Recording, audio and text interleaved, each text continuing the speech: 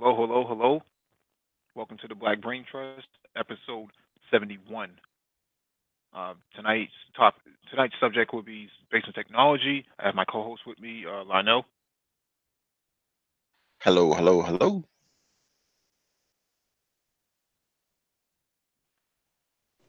Hey, what's up, guys? What's going on, Lionel?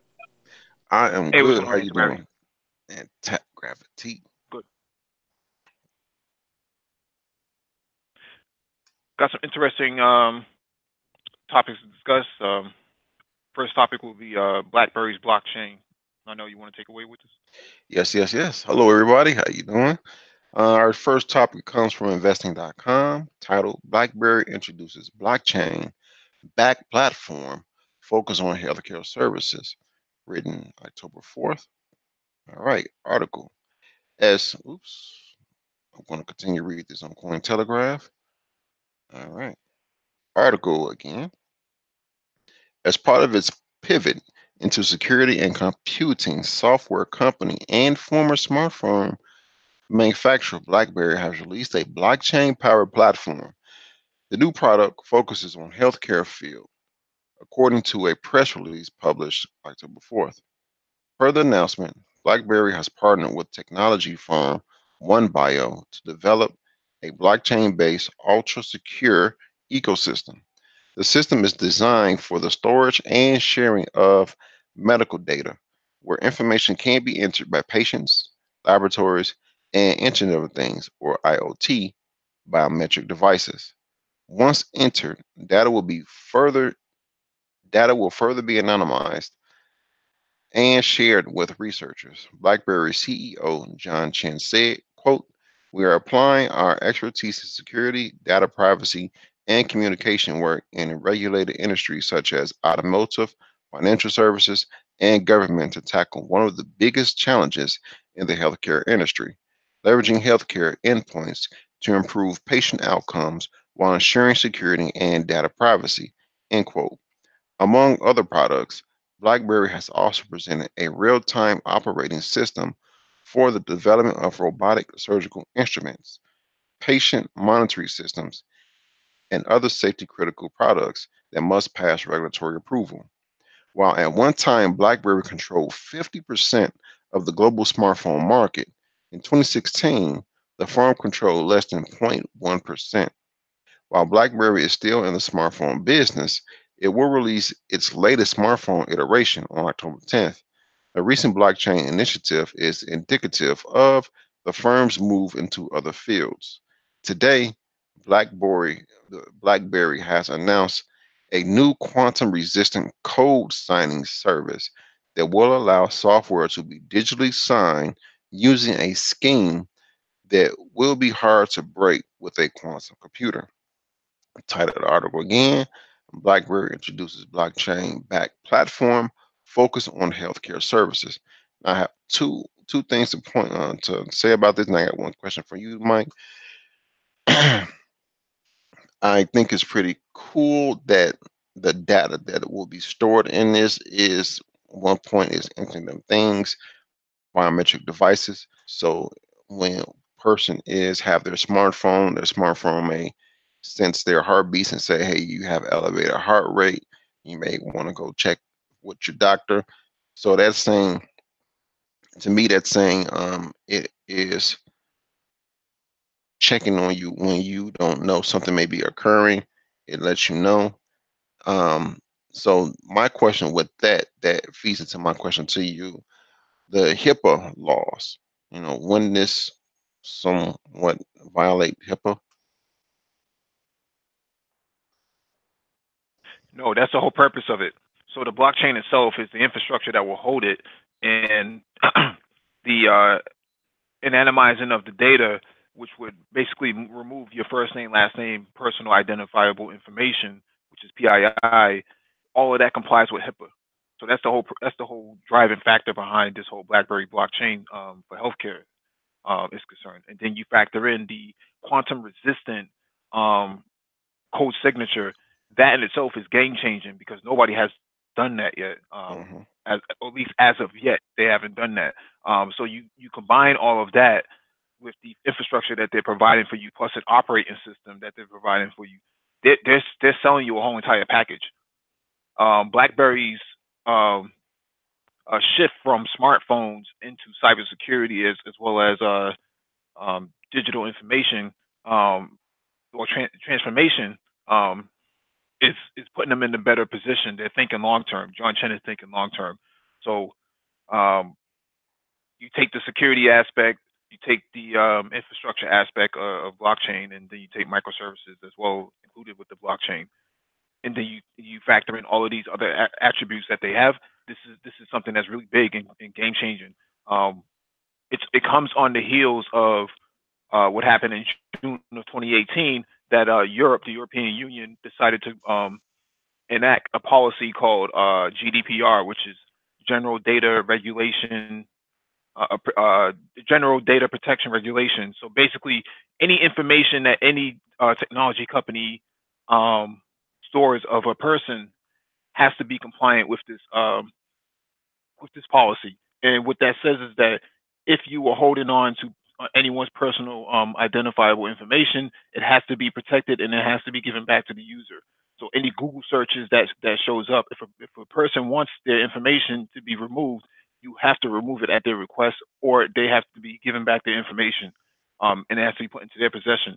So this is really coming on the heels of that, and then it falls on the heels of these new data laws that are coming into the United States in the next year or so. I think Congress has been talking about this in August. Massachusetts, in New York, and I think California are the only three states that have data laws in place. So if you lose a customer's record, or if you mishandle any sort of personal identifiable information of a user, you can be penalized anywhere from $50 up to $50,000 per record. You lose 1 million records, you're out of business basically when you multiply that times the amount of times the cost, the penalty. Okay, so we're looking at a system where the patient in this system, in this BlackBerry system, the patient controls their information. Is that correct? Say that one more time. In this BlackBerry system, the patient controls access to their information. No, it removes the patient's information to begin with. So the only thing you're getting is the statistical data. So say for example, your Fitbit, your Apple Watch, it extracts all of that data that is accumulated. So how many steps you walk today, how many beats was your heart rate per minute at the time you were doing it, how many steps you've taken up and down a flight of stairs, elevation, distance, all of this data that's generated through your smartwatches and your pacemakers that are inside your heart. All of that information has to be downloaded somewhere. And what BlackBerry is saying in this article, what John Chen is saying in this article, is that that information is going to be consolidated and then packaged and passed off to the healthcare providers and as well as insurance companies for research purposes. For research purposes. All right. Now it'll be put on a blockchain. Is that correct? Right. Also? Once it's on the blockchain, it's immutable. You notice that it's immutable, and then it goes right to the provider.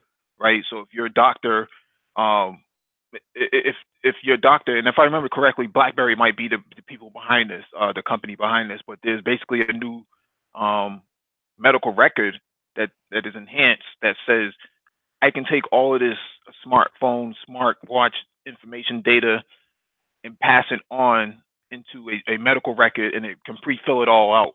So therefore, you wouldn't need a receptionist to actually write all this stuff down. It just gets passed over through the blockchain onto their system, and then it's pre-filled out. Okay, so what entities would have a copy of this blockchain? It's whoever adopts the platform itself. Okay. Right. So if I'm Blue Cross Blue Shield, and I have a million subscribers on my database, and they all have this information that I need to gather, I don't have to have a human being involved to record any of this data. Now this data can actually be extracted, enhanced, and loaded, or extracted, transferred, and loaded, which is ETL in the technology world. That's what it's called, ETL. Extracted, transferred, and loaded into a system without anybody knowing or anybody having to put any input into it. It's already done for you. Okay. Okay. You got anything else on this one? Oh, got anti-gravity. I would look at, yeah, I would look at BlackBerry stock as well. I know BlackBerry stock was trading at something like maybe $1.50, $2 at the time. I think with this announcement, I think it might have been on that page. Yeah. All right. Let me check. BlackBerry. I was just looking it up. All right. I forgot to share my screen. Okay. Take a look Yeah, it's here. moving at $9 a share. Yeah. Oh, come on. So at one point, I think at one point it was down to like maybe $1.50 a share or something like that.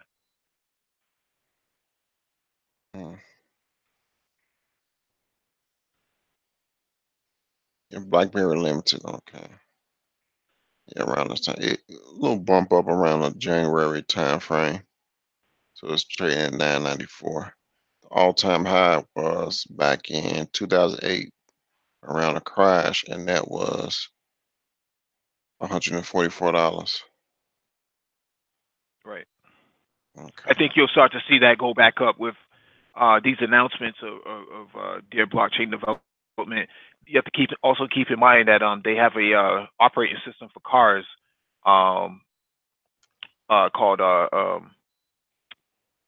QNX is the operating system. So you'll see like a lot of BMWs, Mercedes are all using this operating system for their cars, and that's how you interact with your dashboard. You know, your infotainment system. Basically, you change the music and controls. The operating system that those things are running off of is QNX. So BlackBerry actually bought QNX a few years ago for dirt cheap. I think it was like maybe $400 million or something like that. So relative to their market value. Okay. You got any thing to add to this anti-gravity? Not for now. I'll hit up the next one. All right. Any questions in the chat? All right. Let's get to our next article. This one comes from Engadget.com. Title: AMD's 12 and 24 core Threadripper 2 CPUs arrive October 29th. There's now a budget option for the mini core crowd, written by John Fingus. Our article: you're in luck if you were enticed by AMD's second generation Threadripper CPUs, but felt that going all out on the 32 core model was a little too over the top. The chipset designer has announced that the 12 core Threadripper 2920X and 24 core 2970WX will launch on October 29th at respective prices of $649 and $1,299. We wouldn't exactly call these budget processors, but both of them could save you a few $100s if you don't need to juggle quite so many tasks at once. The 2920X is a counterpart to the 16-core 2950 and shares the same 3.5 gigahertz base clock speed, 32 megabytes of level 3 cache, and 180 watts? I can't see it. Okay. 180 W. Am I sharing my screen? You're sharing your screen is kind of garbled. The text is kind of garbled. Okay. Okay. 180 W thermal design power of its counterpart. Watts. Okay. The only sacrifices are the core count and a slightly lower boost clock, 4.3 gigahertz versus 4.4 gigahertz. The 2970WX, meanwhile, is effectively a scaled back version of the 32 core flagship.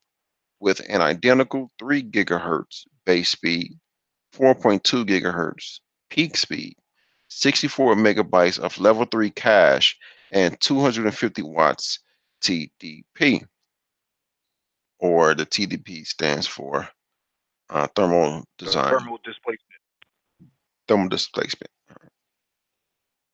To put it another way, Time power. Go ahead. To put it another way, you might not see much difference with the new models unless you're testing the very limits of multi-threading. If you have any of the higher end WX chips, you'll be wringing more out of them later in October. AMD is launching dynamic local mode software to improve performance by sending the most intensive threads to cores with local memory.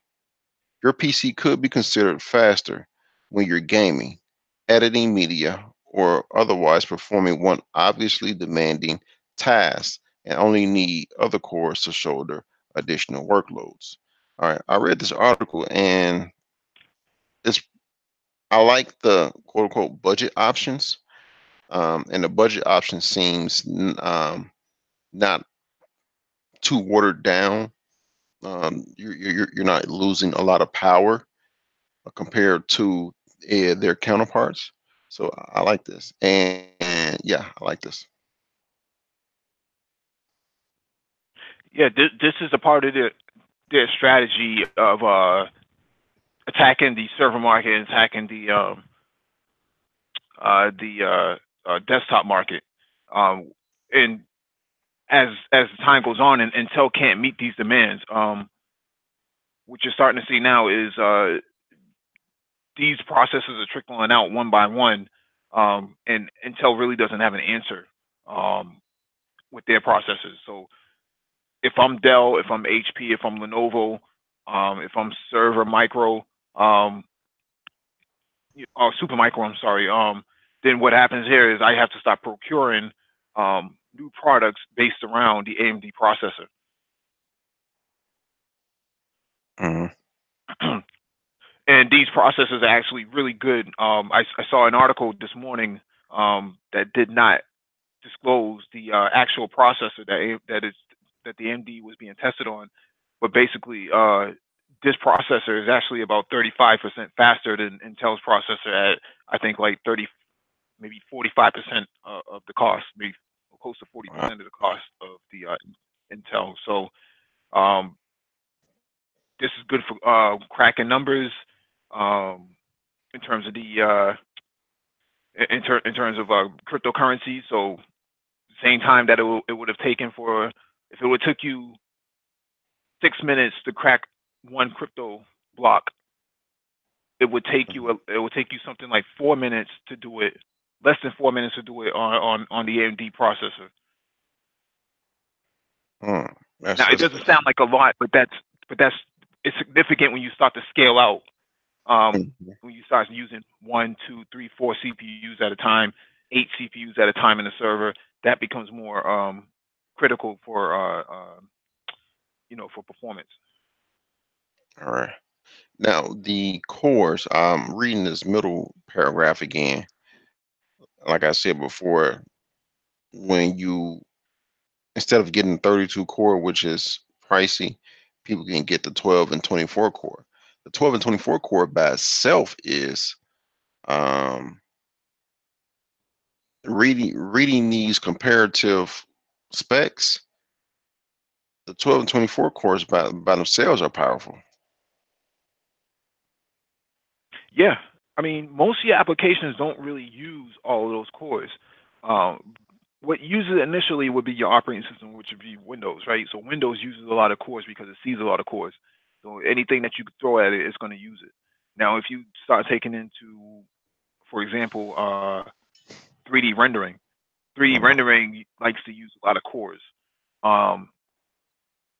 If you want to start talking about, again, we talked about cryptos earlier, in terms of cracking numbers.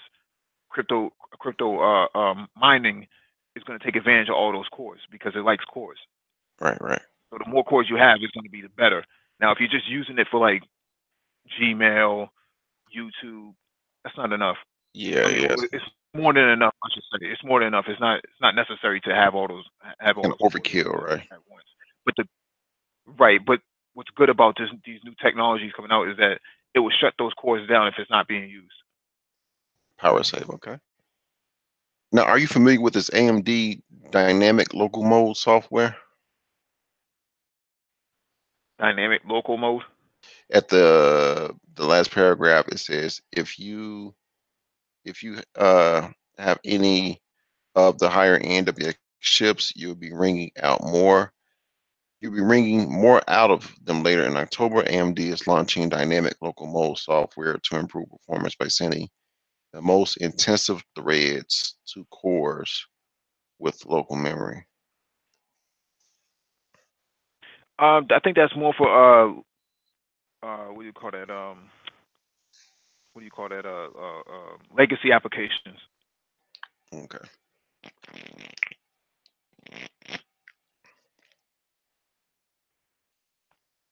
I don't know if you guys have mentioned it, but could you give like a brief description of what multi-threading and I think they also mentioned hyper-threading. What are they, and what are the differences, or what are the benefits from it?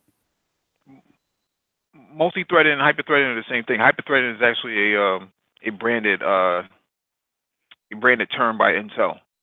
So in the case of AMD, they just say multi-threading. Okay, but what is multi-threading? So multi-threading is actually breaking off processing within the application. So if your application is Windows, right? Windows as an operating system uses has millions of lines of code, but it's also scheduled to use multiple processing. So if the physical core itself has has what they call logical processing, which is thread processing. So the threads are actually acting as arms, basically like a spider has 8 legs, then it only needs about 2 or 3 to actually move around, or 2 to 4 to actually move around. But because it has multiple legs, it allows it to accelerate faster. So in terms of a processor has physical cores, and then it has logical cores. Those logical threads actually act as multiple legs to an operating system. So they've been able to manipulate the technology to allow it to seem like it has more cores than it actually has, and it really doesn't. So the logical cores act as virtual cores.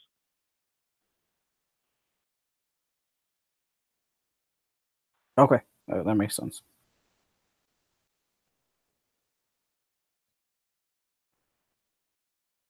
Excuse me. All right. Any anything else on this one or about this article? All right. Let's Now, now you can think of.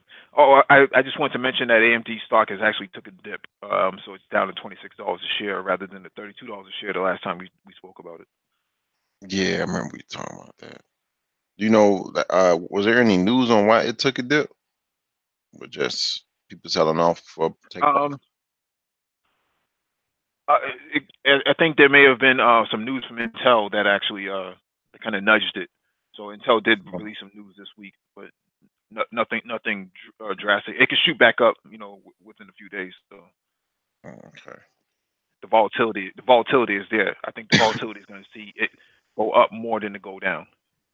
Okay. Okay. All right. Let's get to our next article. This one comes from Ars Technica. Title: Honda will use GM's self-driving technology, invest 2.75 billion. Honda will work with Cruise on a new design for a self-driving car, written by Timothy B. Lee on October the 3rd. Honda is investing 750 million in Cruise, the self-driving car startup whose majority shareholder is General Motors. The deal values Cruise at 14.6 billion. The deal is important for Honda because until now, it has been a laggard in the race to build self-driving cars. Honda also said on Wednesday that it plans to invest $2 billion over the next 12 years to develop and manufacture self-driving cars based on Cruise's software. Honda will work jointly with Cruise and General Motors to fund and develop a purpose-built autonomous vehicle for Cruise that can serve a wide variety of use cases and be manufactured at high volume for global deployment, Honda said in a press release. Honda has been working on autonomous vehicles since at least 2015, but progress has been slow. In 2015, the company said it hoped to have a partially self-driving car ready by 2020, but that a fully self-driving car won't be ready until the 2030s. In 2017, Honda said it was aiming to offer freeway-only self-driving capabilities in 2020 and then reach level 4 capability cars that are fully self-driving, but only in certain locations and weather conditions by 2025. That compares unfavorably to Waymo, which is planning to launch a level 4 taxi service this year. Cruise is aiming to launch a level 4 taxi service next year. Honda's new plan is to build self-driving cars based on Cruise's hardware and software designs. So far, Cruise has focused on modifying the Chevy Bolt for autonomous capabilities, but this new Honda vehicle will be designed from the ground up for autonomous operation. Honda will work with Cruise and GM to develop an innovative, space-efficient autonomous vehicle that delivers an exceptional experience and minimizes congestion on crowded city streets, Cruise CEO Cal Vaught said in a blog post announcing the deal. This could potentially give Honda a big shortcut to fully autonomous vehicles. Cruise may or may not achieve its own goal of launching a commercial service in 2019, but it seems very likely that the company's technology will be ready long before Honda's own target of 2025 for level 4 vehicles. Cruise's main rival, Waymo, has been following a similar approach. Waymo knows it's not realistic to manufacture self-driving cars itself, so it has instead signed deals with other automakers. Its initial self-driving service will be built around modified Chrysler Pacifica minivans. Waymo announced in June that it had ordered 62,000 of them. In the meantime, Waymo is working with Jaguar on a version of the I-Pace that's custom built for self-driving operation, which is due out in a couple of years. The Honda announcement is another signal that Vault has carved out significant autonomy for himself and his team inside the GM corporate hierarchy. Since the 2016 acquisition, Cruise has been a wholly owned subsidiary of GM. But then this spring, Cruise announced that it had accepted a $2.25 billion investment from SoftBank. Now Cruise has three shareholders: GM, SoftBank, and Honda. GM still holds a large majority of the shares in Cruise, but having minority shareholders give Vault more independence. Since he needs to take in minority shareholders' interests as well as GM's. The new structure also makes it easier for Cruise to offer its employees stock options in Cruise rather than GM, giving them much more potential upside if the company is successful. All right. Again, title is Honda will use GM's self-driving technology, invest 2.75 billion. I Since reading this article, I didn't realize how behind Honda was. For some reason, I kind of thought they were on it. I don't know, but they really are behind. They're talking about their original plan was talking about releasing a level 4 autonomous vehicle by 2025. That's behind a lot of people's plans. So I understand this deal that they made to use Cruise's hardware and software to speed up their autonomous vehicle sector. Well, yeah, that it takes a lot of time to and money to actually invest into autonomous driving and the research and development of that. So what I think a lot of auto manufacturers are going through right now is they're saying somebody else does the work, and we'll just adopt it. It, let them fail, or we'll buy out, their company like Waymo, right? So if you're Honda and you are, and the majority of your drivers don't care about autonomous driving, so to speak, then you just keep selling them the same old warmed over soup, and they'll keep eating it. So it doesn't really matter to them, I guess, for the most part. But autonomous driving, from a financial standpoint, is a very expensive investment, and you don't know if it's going to work or not. So if you're somebody like GM and you're a gorilla, you're an 800-pound gorilla, then you have a lot of vested interest to invest into this.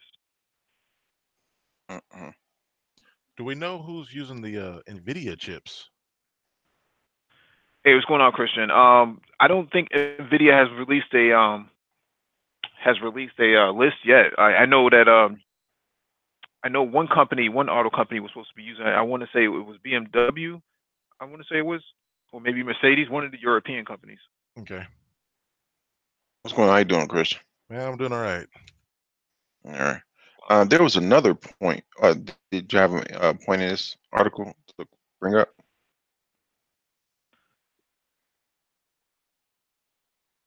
Hello? Nothing I want to bring up. Oh. I just want to know who the competitor is to Waymo, besides NVIDIA.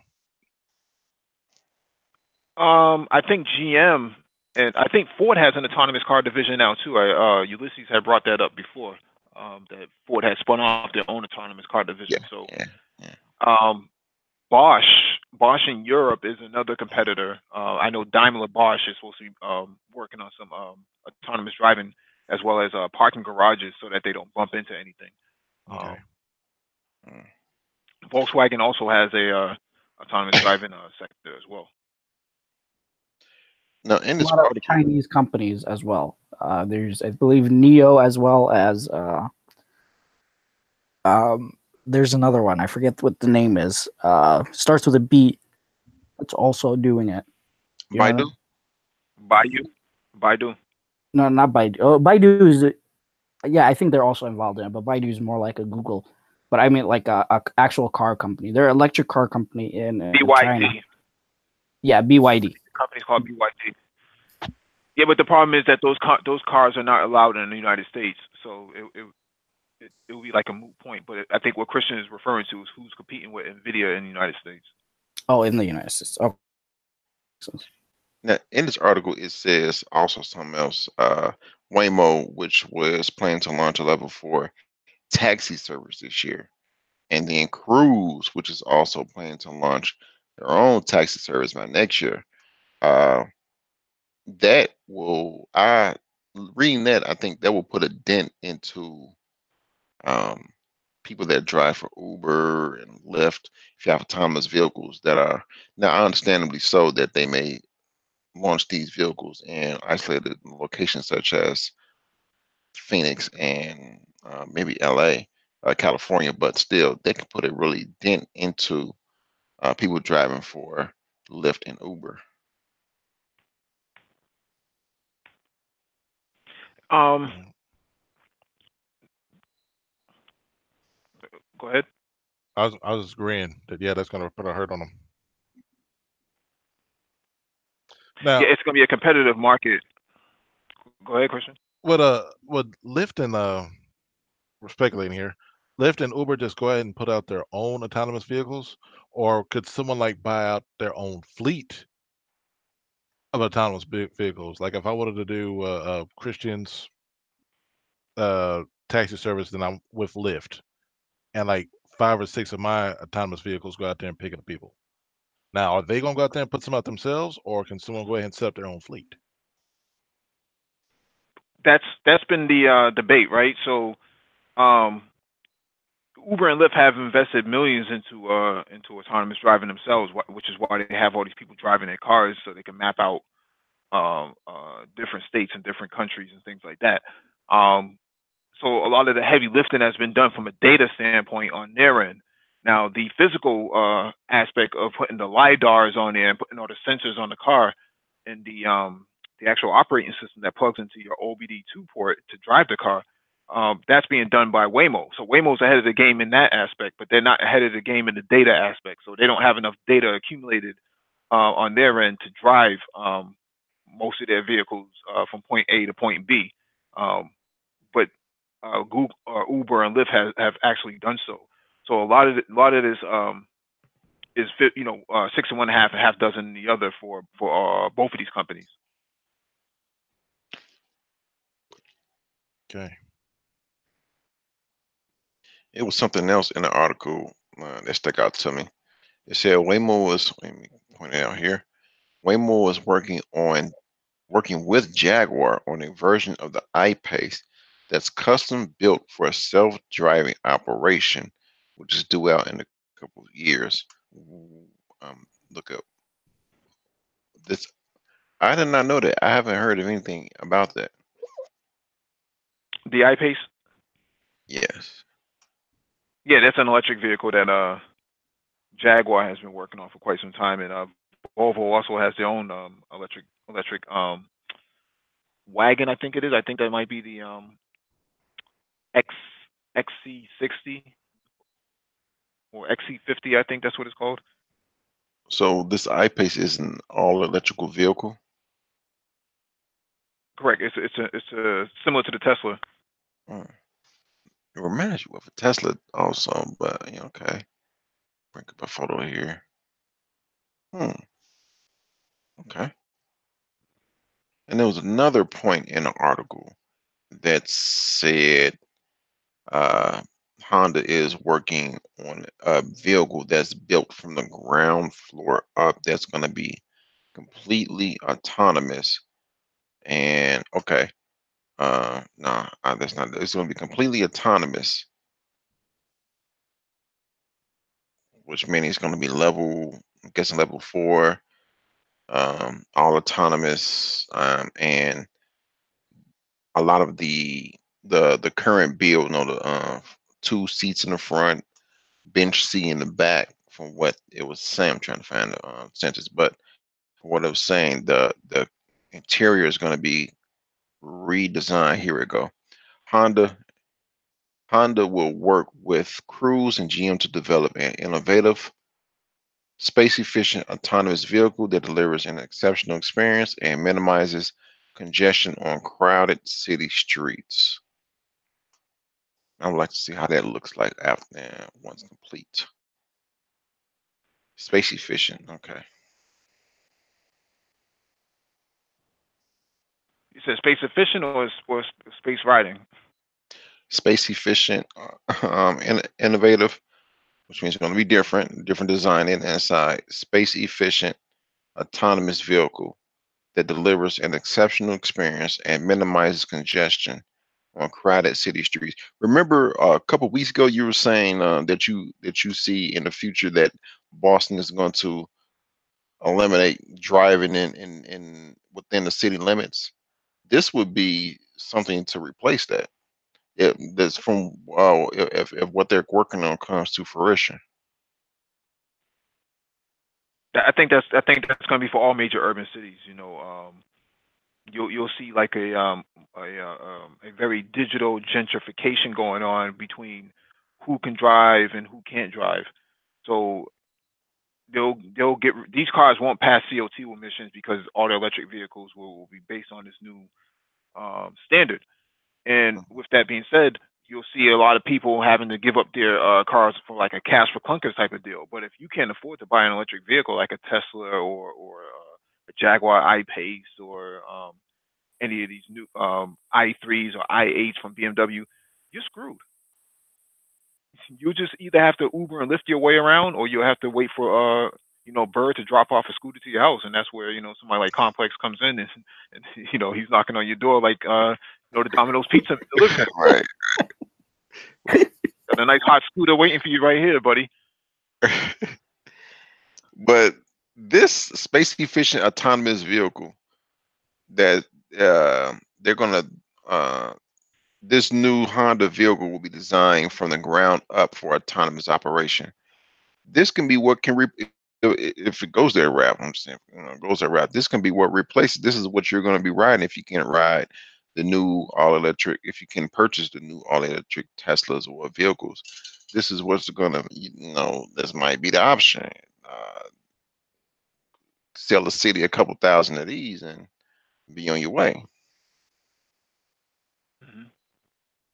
Yeah. To be quite honest with you, the way the market is going, we talked about this in the past. People can't afford to buy a car as it is right now, brand new. Cars that are being sold are being repossessed within 45 to 60 days by the repo men. Car leasing is so cheap now, it doesn't even make any sense to buy. You have ride sharing platforms, car sharing platforms. You have to have a real urgency to actually own a vehicle.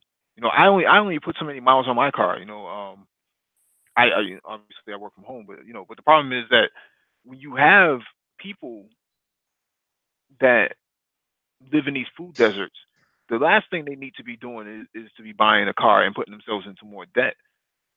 So I think what may happen is your public transportation system may go out of business too, because they're going to be hurting because Lyft and Uber and all these other ride sharing services are really hurting them.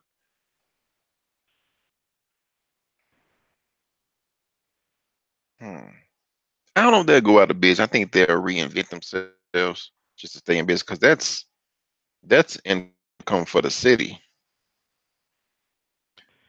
Yeah, but for Are not you much saying more, the public transportation? Yeah, public transportation. I was about to say, for not much more, you can get an Uber and get dropped right off where you want to go, as opposed to like taking a bus and you still got to walk the rest of the distance.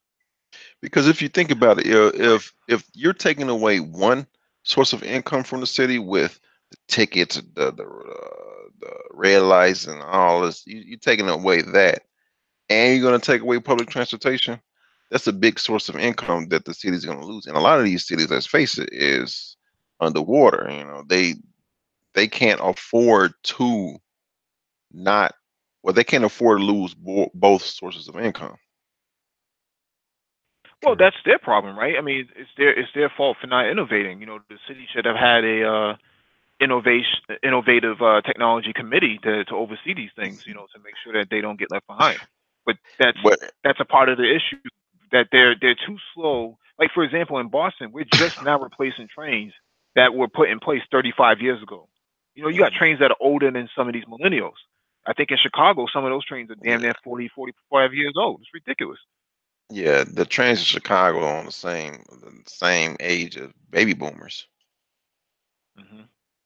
So, but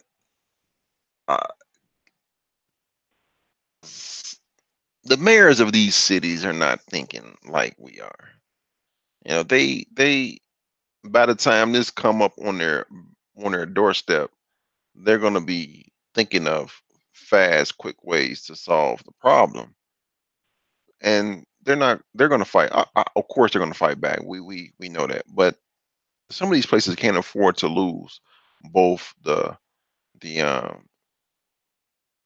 ticket revenue and the public transportation revenue, because at the end of the month, you got to meet your quota. Hey, you didn't fully stop at the stop sign, I'm gonna give you this $10 ticket, or not even $10, more than that. They got to meet their quota at the end of the month, and that's something people know, but they can't afford to lose both. And this is how I'm looking at it. I understand technology is going to take over, and if we go that route, it's going to happen. But they're going to put them in. This is going to put that is going to put them in the pickle. Well, so what happens here is your municipality starts to sell off pieces of the city, or services of the city. So now your public transportation service has to find a private partner. I know in Boston they've been talking about shifting a lot of the your public transportation after dark, from 11 o'clock to 5 o'clock in the morning, to Lyft, because there's not enough for what it costs to run a bus. I think it costs maybe $500 to fill up a bus with gas, and then it costs like $30 an hour to pay a bus driver to actually drive a bus to pick up 3 or 4 people at night. That's just not enough. It's just too inefficient. So you're going to start to see pieces of the city start to break off and start to sell it. I argue that it's if it's so poorly if it's so poorly run and it's so inefficient, then I question the leadership of the city who's in charge of Department of Transportation, and hold them accountable and make them come up with a new solution. And if they can't come up with a new solution, then they have to turn it over to the private sector. A lot of people gonna lose their jobs. Not only the bus drivers, but the mechanics that work on the buses. And Yeah. go ahead, Anton. Yeah, I think that might end up happening anyway because the U.S. wants to privatize everything. But if they were smart, they would just do what the Europeans are already doing in terms of they have what they call road taxes, and they add kind of the U.S. does have the federal gas tax which they use to, for the roads. But if they were going to with new electric vehicles, if they were going to do like a national electric tax or something like that to that effect, those are some ways that they can, I guess, address the problem. But I don't think they're going to do it. But if they were smart, they would do something like that. You're going to have a redneck tax. That's what's going to happen. What tax? A redneck tax. All those guys driving around in their big pickup trucks, putting out all that smog. Your Ford Raptors and your Dodge your Ram Rebels and all those big trucks that you see that are unnecessary for urban environments. Those will be the first guys to get hit, and then your Harley Davidsons will get hit with some form of noise tax or something like that because they put out a lot of they're above 80 decibels. They'll start going after people just who consider to be low hanging. Then your 28-inch Rams. Oh yeah, they'll get all those guys. They'll get all of those guys because those cars are easy targets. They're like fish in the barrels. White What'd you say, all I know? I said, white made me laugh tonight, man. Oh my god. Because I'm laughing because I know it's true. They are fishing the bucket. They are going to go after these guys. With these with just these large vehicles. You got these pickup trucks with these tires that look like they belong on the tractor. You got these guys with these 28-inch Rams. I mean, to be honest, I like the culture. But some of the stuff is just too much, and I don't want to rant, but when you start putting M&M paint on your car, you know what? You deserve to get taxed. Some of the stuff is stupid. Right, especially if you're spending more on your car than you spend on your bedroom set. Your bed's on the floor, but your car's in the air. And then you got George right in front of the bed. Come on, man. You know what? Oh my god. Any other comments on the last article? All right. Oh, okay. This was from QZ.com, Quartz.com. Title: Silicon Valley is investing $19 million in space radar. Written by Tim Fernholz on September 29th. Article: The two clean-suited. This is a very long one. Okay. The two clean-suited technicians open a door just inches wide in a small box mounted on a metal frame. They carefully unfold a metallic gray sail, spreading it impossibly across the frame to its full size, nearly 100 square feet. There was origami. There was origami on how to fold this thing into the little box, says Payam Banezide, the CEO of Capella Space, as he plays me a video of the technician's demonstration. He'll show me, but won't share it publicly to protect his company's secret sauce, says Banezide. There was a lot of figuring out how to deploy it and tension it such that when it is fully deployed, it becomes a tension antenna. The origami practice takes place at a facility in Boulder, Colorado, where Capella is based in a corner of San Francisco's Soma neighborhood. It's there that the antenna will be attached to a 36-kilogram satellite. That's light for a satellite, and that matters in this business. The small spacecraft can be built and launched at a cost in the millions of dollars, an order of magnitude cheaper than the current generation of radar satellites. In November, it will launch on a SpaceX Falcon 9 rocket. Hundreds of miles above the Earth, it will maneuver with a water-based thruster that Banazada jokes is pretty much vaping in space. Once in orbit, it will unfold the sail and begin bombarding the planet with radio energy.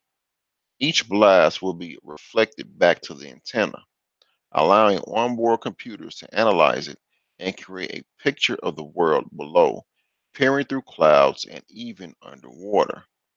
This technology is called synthetic aperture radar, or SAR, and if it works, Capella will be the first U.S. company to deploy it in space. Uh, Space surveillance revolution. Data, especially difficult to get data, is everything in Silicon Valley, which is why Capella was able to raise 19 million in a Series B fundraising round announced last week. Venture firms are investing billions with a B in satellite operators that are using sensors to image the Earth or building communication networks.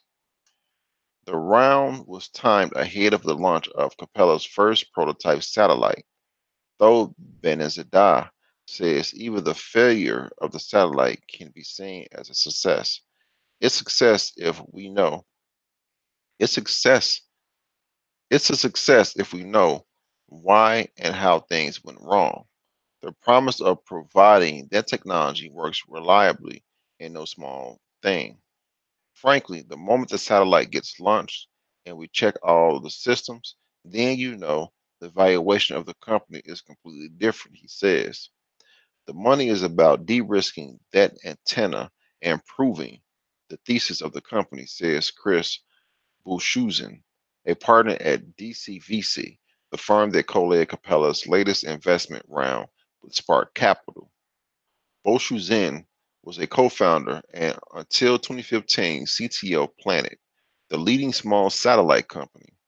If the satellite succeeds, he says, Capella can provide world coverage with SAR from a small number of very small, backpack-sized spacecraft. This moment was supposed to come last year. Capella's vehicle, a ride-share Falcon 9 carrying dozens of small satellites from different companies and universities, was scheduled to fly in 2017. But the delay-plagued business of launching satellites took its toll, and with his cash strangled by the $1 million deposit for the launch, Benezada was forced to watch a competitor, the Finnish company ICE, get to space first. Radar satellites like Capella's and ICE's promise to defeat two key limits on passive imaging satellites like those flown by Planet, Digital Globe, or Airbus. Those satellites need sunlight and can't see through cloud cover, and radar satellites need enough power to transmit radio energy down to Earth, requiring powerful batteries and efficient solar panels. SAR is actually high hanging fruit, Bushuzen says. The gap from passive optical sensing to active radar sensing is quite large. The US, Chinese, Russian, and German militaries use top secret SAR satellites for surveillance, and civil space agencies have used them for research purposes. But private development was banned in the US until after Germany launched its first commercial radar satellite in 2007, convincing American regulators to loosen the rules. Silver linings. In early 2018, when another waiting period appeared in the launch schedule, Capella decided to rear down and rebuild its satellite, playing a game Benazada calls aerospace poker, which is there's a very high probability the launch is going to get delayed. But if it doesn't get delayed, we're kind of screwed because we won't have a satellite to launch. The team went ahead with a new iteration of the satellite, and the launch was this time fortuitously delayed again. In the meantime, Capella more than double the size of its antenna, which is expected to be able to obtain imagery at a resolution of 1 meter per pixel, enough to spot small vehicles from space. That's comparable to Germany's 130 million pound Terrasar, which can create images with a quarter meter resolution and better than ICE's 10 meters per pixel, though ICE experts to sharpen its imagery in the future. Eventually, Capella hopes to launch 36 satellites in specific orbits that will allow the company to scan any spot on Earth once every hour. That criteria, along with the goal resolution of half a meter per pixel and the radar's ability to peer through weather, are the heart of Capella's business plan, summed up as resolution, reliability, persistence.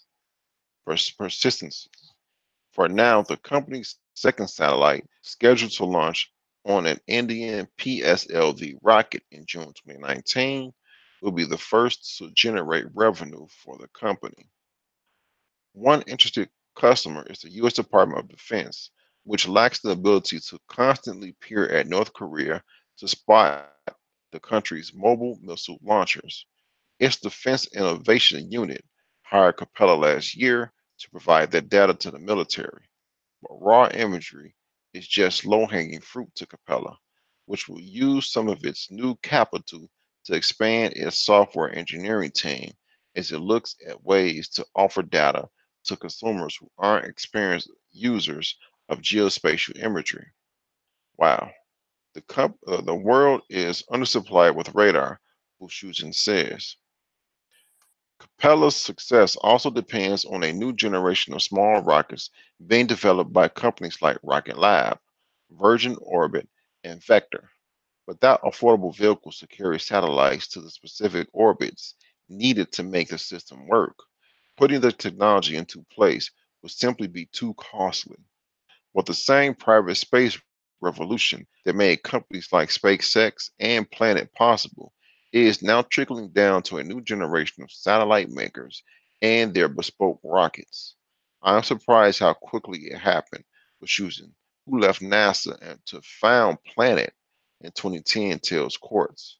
When we were leaving NASA, our hope was Planet. I'll read that again, sound confusing. When we were leaving NASA, our hope was Planet would be the first one of 100 space startups. First of 100 space startups. We've well exceeded that number. We're now at the point where people believe small spacecraft are valuable, and because of that belief, you can credibly start a small spacecraft company. End of article.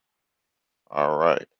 Title again is Silicon Valley is investing 19 million in space radar. All right, Mike. I know you got something to say about this one. What made this stick That out last to you? paragraph, the last paragraph says Yes. everything. Yes. I've been saying this for months. Allow me to read that again. The very last one or the one next to last one? Where it said one of 100 startups, space Uh, startups. yeah. Yes. We're now, when we're leaving NASA, our hope was Planet would be the first of 100 space startups, and you say in the future one of every 3 new startups will be a space startup. Correct. And that small spaceships or small spacecraft are actually valuable now, right? Yeah, In this article. we're now at the point where people believe small spacecraft are valuable, and because of that belief, you can credibly start a small spacecraft company. And to piggyback on that, the article also said that what Tesla's doing with their Falcon 9 space rocket, their reusable space rocket, is it's a taxi. It's basically a taxi service. Other it said um, other startups and universities are sending things in space, and they're using Tesla's Falcon 9 space rocket to send it up because their rocket is You mean reusable. SpaceX? SpaceX. Yeah, SpaceX. What did I say? Tesla's Tesla. Tesla SpaceX. So Tesla SpaceX Falcon 9 rocket is basically a taxi service because their rocket is reusable. And once it launches, it comes back. and they reuse it. So yeah, Yeah, Tesla and SpaceX are two different companies. So you say Tesla, SpaceX as if it's one company, but it's well, not. I mean Elon Musk's Right, SpaceX. Why keep okay? right, right. That those last paragraphs, highlights everything I've been saying for months, and that this is quite possible even for black men. I've been saying this, beating the war drum for 6 months now, that this has to take place. That this is the new .com. This is the new future. The fourth industrial revolution is taking place right now. This is where we need to be. This is what we need to be looking at. This is where you should be putting your money. This is what you should be learning. This is why we do these hangouts. This is why we have the Black Brain Trust. So for those of you listening, you can go back to our first space and technology hangout in July, and we have been discussing this vehemently. So um, I think that the cost is going to come down for a startup. I think we talked about this probably back in August or something like that on one of our hangouts. But a Chinese company actually raised $44 million for a space startup, which is relatively cheap. Now, that was a few months ago. I think going into 2020, beyond 2020, um, the cost for a space startup will be down to like maybe $10 million. Hmm. So your venture capitalists or even crowdfunding, you'll be able to crowdfund your own startup, depending on what you're trying to do. There was another sentence in this that stuck out to me and says, but raw imagery is just low hanging fruit to Capella, which will use some of its new capital, which was from the US military, to expand its software engineering team as it looks at ways to offer, here we go, as it looks at ways to offer data to consumers who aren't experienced users of geospatial imagery. I'm guessing that data can be used by startups that's newer startups that's coming in to the space business after them. They can use this geospatial imagery of the Earth to their advantage. Right, geospatial imagery would be data. Would be basically a data salad. So they gather all this data for themselves, and then they share that data along, and you pay into getting into that pool of data that is being generated and then shared and then driven for engineering purposes, scientific research purposes. That's actually a very good market, but you still need more radars looking at different things, whether it's different asteroids, different comets, and other shooting debris inside space, so that you can start navigating your way out from a map perspective. Because I forget the exact number. I think there's like 2 billion. We're surrounded by like 2 billion asteroids or something like that, or 2 million or something like that, just in our solar system alone. How are you going to get through all those asteroids if you don't know your way around? You Yeah. need radars like that can seek out these type of things, and you need a navigation path, just like a ship needs a navigation path going from one ocean to the other. You go from the Atlantic to the Indian Ocean. You don't know where the shallow rocks are and things of that nature. Even things like vehicles like submarines have to have a navigation path, even though they're underwater. Yeah. You gotta have some type of chart going in there before you go in there. You gotta know pertaining to what you just said with the asteroids, you gotta know their orbit and where they would be at the time you go through the asteroid field. I forgot the name of the asteroid field. When you go there, you got to know, hey, this asteroid tend to be at this spot at this time, so the navigation system know not to be in that spot. Mhm. What's going on, Jack? Go ahead, Jack. What's going on, brothers? How y'all doing? What's good, y'all? Very good. What's going on, So, Yus? so What's yo, up? that's what I'm talking about. Yeah, I Uh, love this. How y'all yeah, doing? yeah. What I'm gonna say is, yeah, to you, Mike. Yo, you always been beating this, man. So it's crazy that they're confirming it Yeah. right now. So what that means is, say like again, I say, yo, y'all brothers are the truth, man. Y'all you guys see y'all take the information, you analyze it, you give it to the people, and it's like it's standing on its own. It's the truth. So I appreciate y'all for that. The second thing, my question is, okay, the startups, right? All these new space startups starting out. Two things. Which ones? What's it determine which ones are gonna last? Like, as far as stand out from the others, as far as like make it to to a level like how like SpaceX grown, right? Like it started small and grew big. And another question I have too is, how are they going to parlay this from startups to get into asteroids? Do you think that's what's going on? The ones who are the strongest companies now are going to be the ones get into these asteroids? I think this is just my observation, is that everybody has their place in terms of these 100 startups or these 200 startups, whatever the number is. Everybody does something different. So you have a company that puts up space radars that's looking out for different areas of either the Earth or maybe looking at other areas, right? And then you factor in that you have SpaceX, which is basically a delivery company like UPS, basically sending packages up and then coming back down and so on and so forth. And then you have your major space agencies. You have NASA, you have the European Space Agency, you have some space agencies in Latin America, and Russia. Russia has their own space agency, in China, and so on and so forth. So those are your major powers that are basically driving the demand. And then you have your private companies that would need to put satellites up, like Iridium that we covered on Saturday night.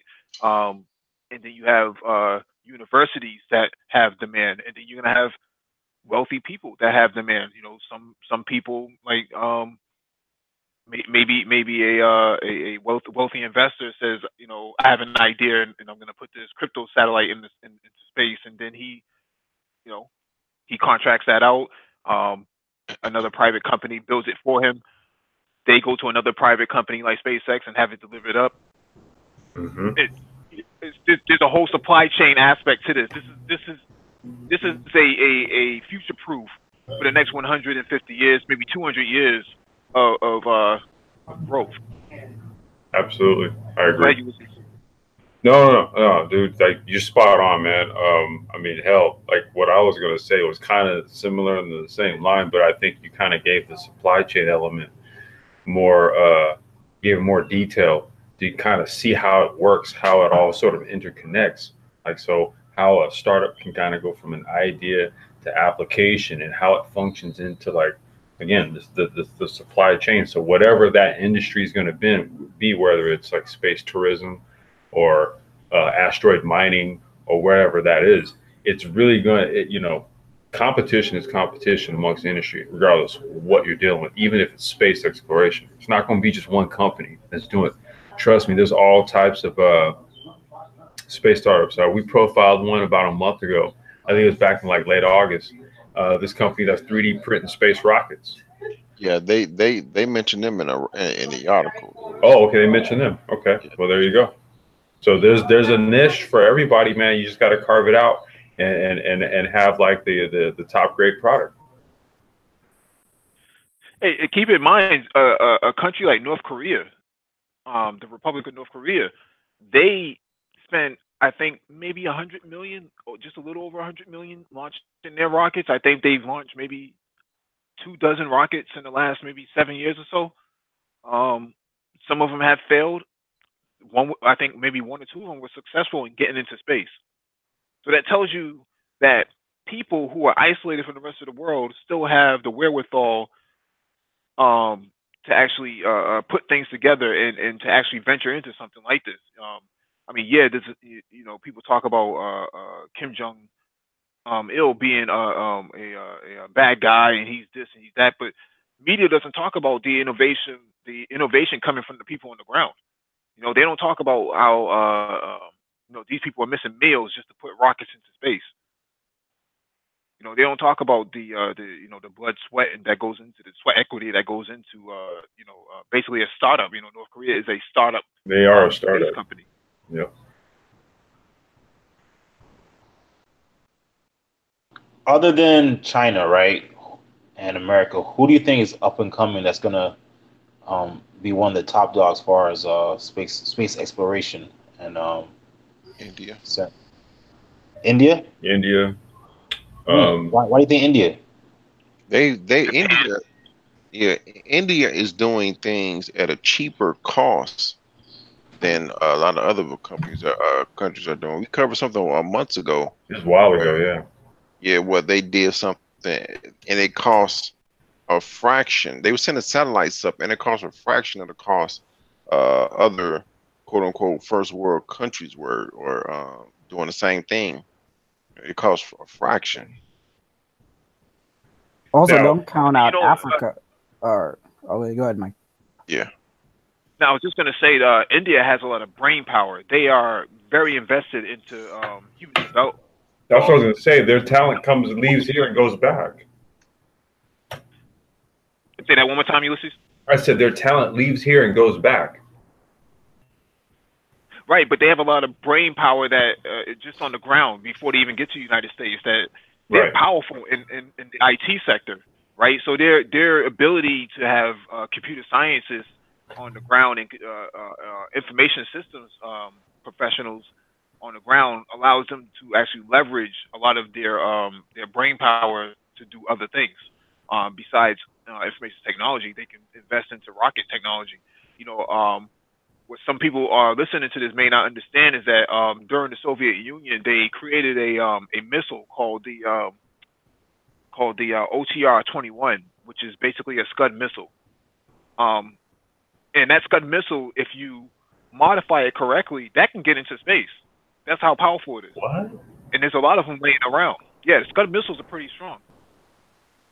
It's a pretty big missile, man. I remember how them things looked, especially during like the first Gulf War. These are pretty big. Right, they're big and they're dumb. So if you give it some technology, then you can actually make a lot of use out of it. And there's a lot of them laying out there on the auction block. If you could find them, I think North Korea dumped a whole lot of them in the early 2000s, late 90s for dirt cheap. You know what, man? It's like all this talk about it right now. Just looking at the future.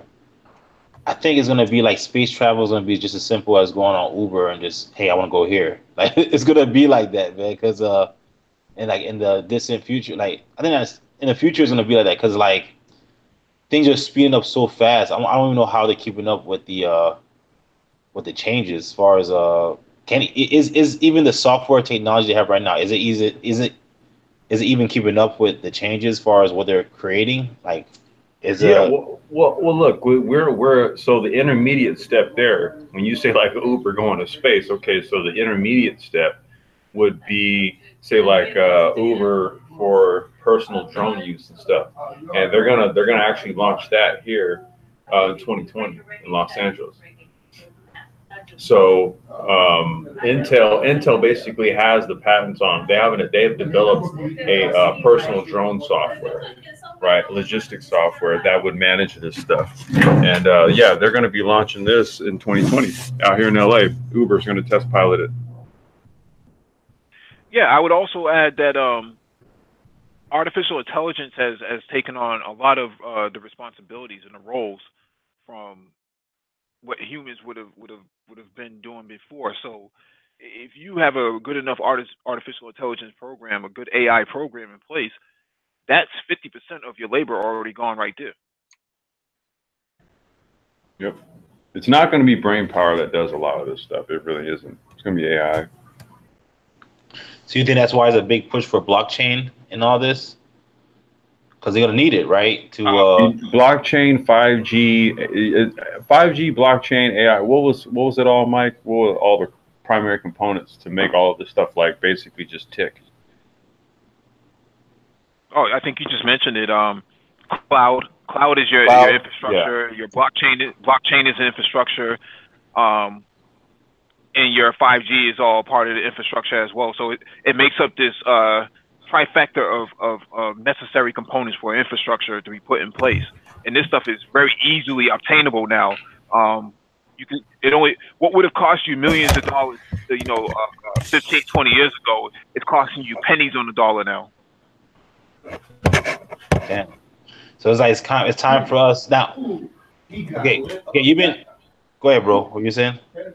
Oh, that's in the background. But okay, No, you've you're been good. saying Go this, ahead. Mike. You've been saying like, all right, stake our claim as black men, right? Now, speaking from perspective of black men, how do we, um, again, like a sense of sense? I don't know what I was saying.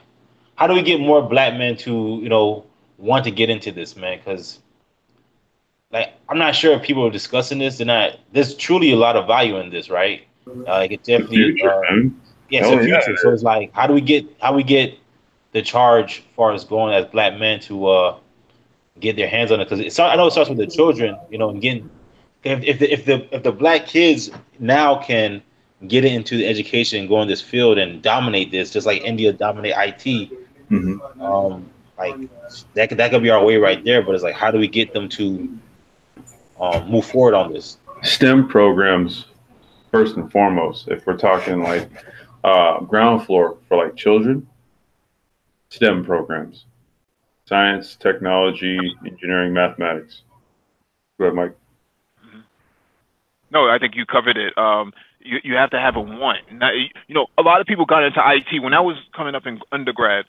A lot of people, and I think Christian can maybe chime in on this. A lot of people got into IT because they thought they were going to make a lot of money, oodles of money. I was just going to be this rich guy making six figures, and when they found out that they couldn't do the work or they couldn't hack it, um, they ended up without a job and a lot of student loan debt. So my thing is, you have to have a passion first before you can even have that conversation. But if you don't have that passion, you're never going to be able to get past any of the core curriculums that are already in place, and that will weed you out almost immediately within the first semester. Um, I think that if you come to the Brain Trust more often, if you go to Business Wealth and Power, you'll hear more of these discussions happening. And then if it's upon you to go do your own research, because we've done the research already.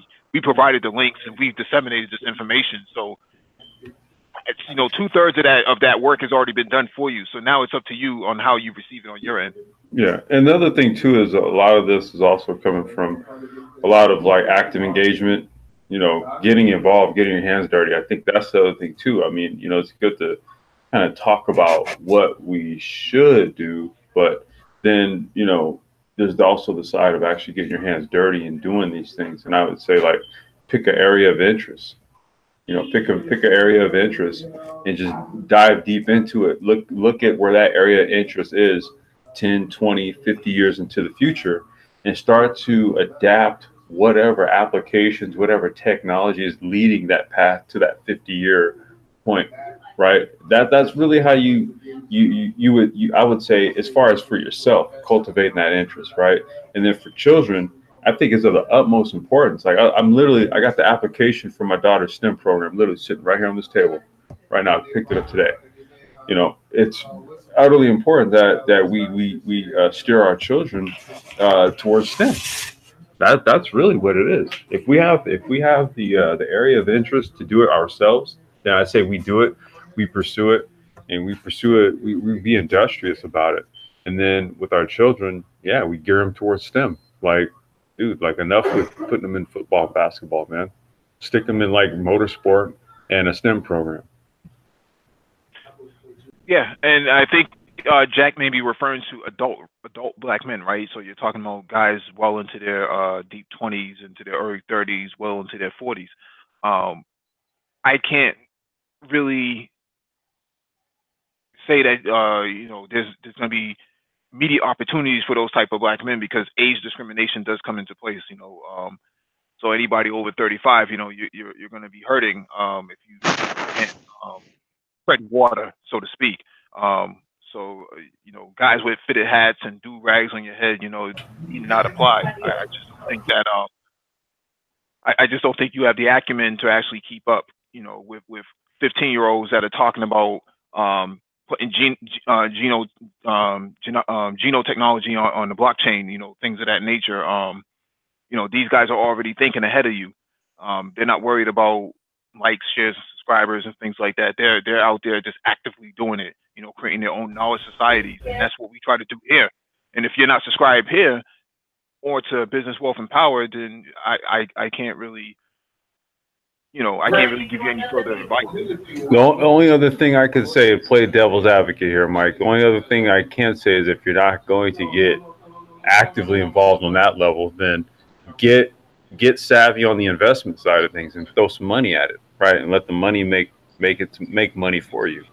That's what I was thinking too, yeah. Because I think right now some people might feel like overwhelmed by the information, right? Who might be affected by age, but again, there's always money to invest in startups. Well, and let's say it really ain't no excuse, bro. It really ain't no excuse. yeah. And let's say it takes off, you become a millionaire just so you put your money in the right place. So, I think this is something, as far as investment wise, really be great to do. Like I know these brothers, Gravity and Complex go into as far as the business sides of and also we do it on economic nights, like as far as these type of things. So it's like investing in the business aspect of it in these companies, man, is like you can't go wrong. It's just so many opportunities there. Man, look, Dollar Will went so deep into the chart game on Friday, I think it was. I mean, man, you put a lot of info out there, man. I'm just saying. Well, let's look at it from an adult perspective, right? If you're a guy who used to be a licensed mechanic, there's a place for you in terms of a space startup. You're going to need some guys who can wrench up a rocket together. There really is, dude. That's true, Mike. That's really true, man. Right. You need guys who are comfortable working with tools and things of that nature. Not everything is going to be 3D printed, and not everything is going to have robots putting things together. You still need hands-on guys who can actually do a lot of the beta testing and a lot of alpha testing that needs to be done in the early stages of a deployment. And we're not always talking about full-fledged rockets. We can just be talking about weather balloons, drones that lift devices up just enough to get them up into low Earth. But Mike, even those 3D printed, even those 3D machines need maintenance people. Yeah, absolutely, and that's why you need people who are comfortable with understanding Ohm's law, AC/DC, all of your core requirements for like electrical engineering and electronics engineering, computer electronics. Right. Guys who are not afraid to pick up a multimeter or an oscilloscope. I got an oscilloscope sitting in my closet from Tektronix. I haven't used it in years, but it's still functional. And it's like a little lunchbox, but it's a digital oscilloscope. Just things of that nature. People who can work with their hands are going to be the ones who be able to survive. You still need guys who can work on trucks that actually deliver these rockets and these payloads to their launch pads and things of that nature. So all of that, everybody's going to have a place who can't be replaced by automation. Adaptation, man, adaptation. Right, and if you're a mechanic, I guess with some education and retooling your skills, you could go into rocket maintenance or turbine maintenance as well, because airplanes won't be going away anytime soon, right? So there'll be a need for people to be able to work on those, and right now there's a acute shortage of people who can work on them. All right, Mr. Christian, do you have anything you want to add? None at this time. All right, sir. right. Our last article comes from SingularityHub.com. AI is kicking space exploration into hyperdrive. Here's how, written by Mark Proser and Jovan David Rebellido, October 7th. Article: Artificial intelligence in space exploration is gathering momentum. Over the coming years, new missions look likely to be turbocharged by AI as we voyage to comets, moons, and planets and explore the possibilities of mining asteroids.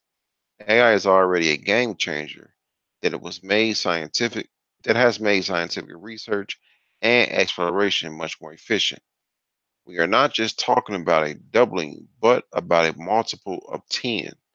Leopold Summerer, head of the Advanced Concepts and Studies Office at ESA, said in an interview with Singularity Hub. Examples abound. The history of AI and space exploration is older than many probably think. It has already played a significant role in research into our planet, the solar system, and the universe. As computer systems and software have developed, so have AI's potential use cases.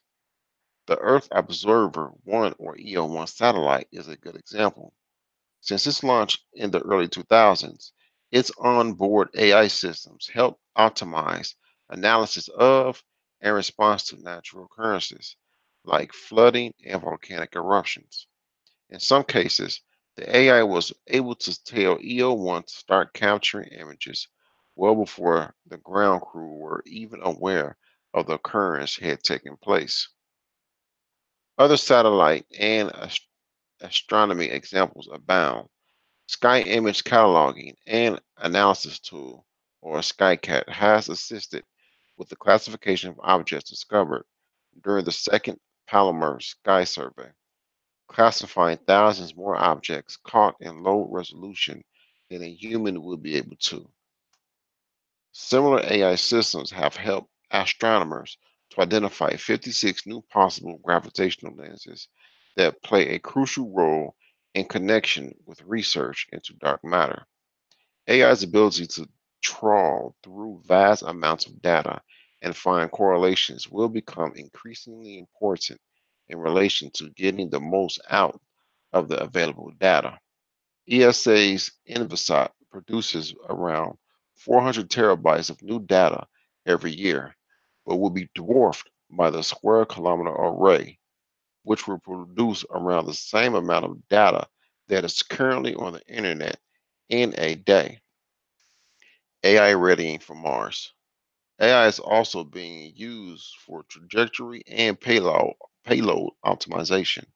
Both are important preliminary steps to NASA's next rover mission to Mars, the Mars 2020 rover, which is slightly ironically set to land on the red planet in early 2021.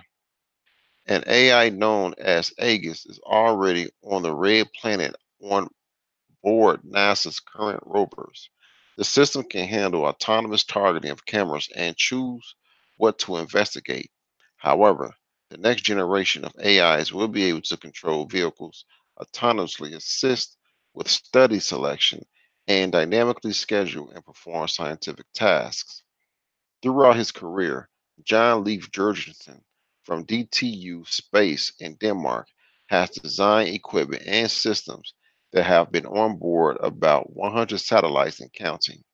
He is part of the team behind the Mars 2020 rover's autonomous scientific instrument, Pixel, which makes extensive use of AI.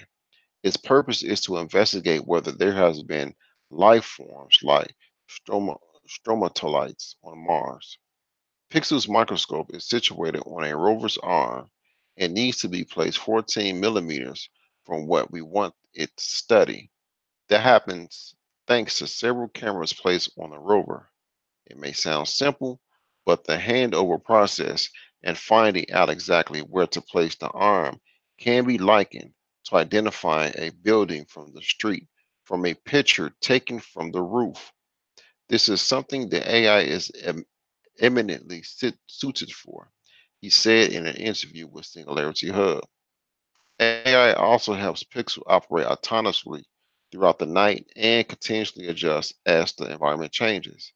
The temperature changes between day and night can be more than 100 degrees Celsius, meaning that the ground beneath the rover, the cameras, the robotic arm, and the rock being studied all keep changing distance.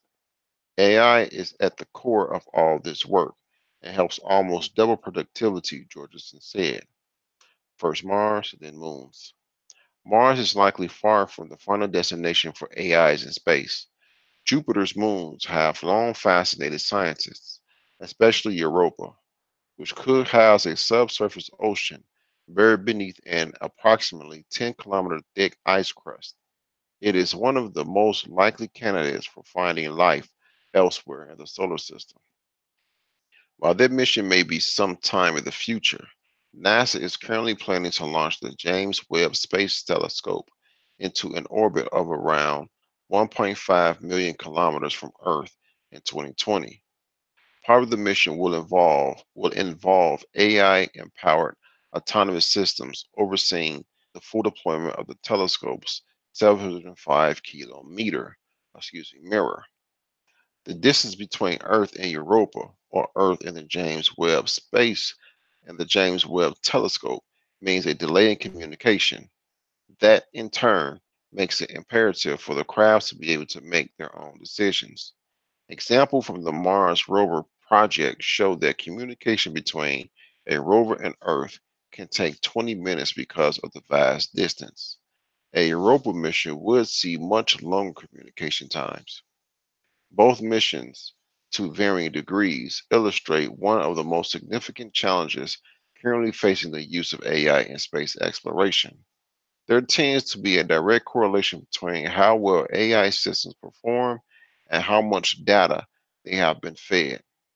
The more the better, as it were.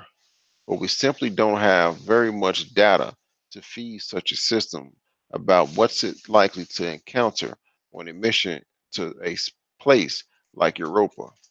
Computing power presents a second challenge, a strenuous, time consuming approval process, and the risk of radiation mean that your computer at home will likely be more powerful than anything going into space in the near future.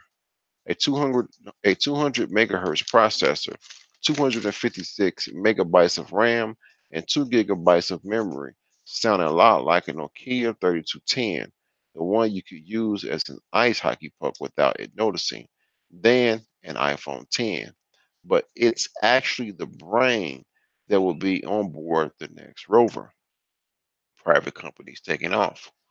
Private companies are helping to push those limitations. CB Insights charts 57 startups in the space. I know that sounds confusing. Covering areas as diverse as natural resources, consumer tourism, R&D, satellites, spacecraft design and launch, and data analytics.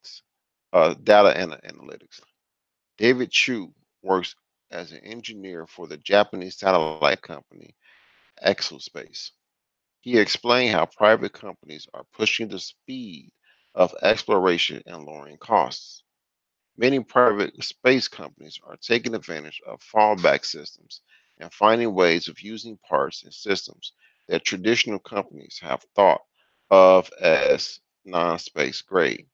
By implementing fallbacks and using AI, it is possible to integrate and use parts that lower costs without adding risks of failure, he said in an interview with Singularity Hub. Terraforming our future home.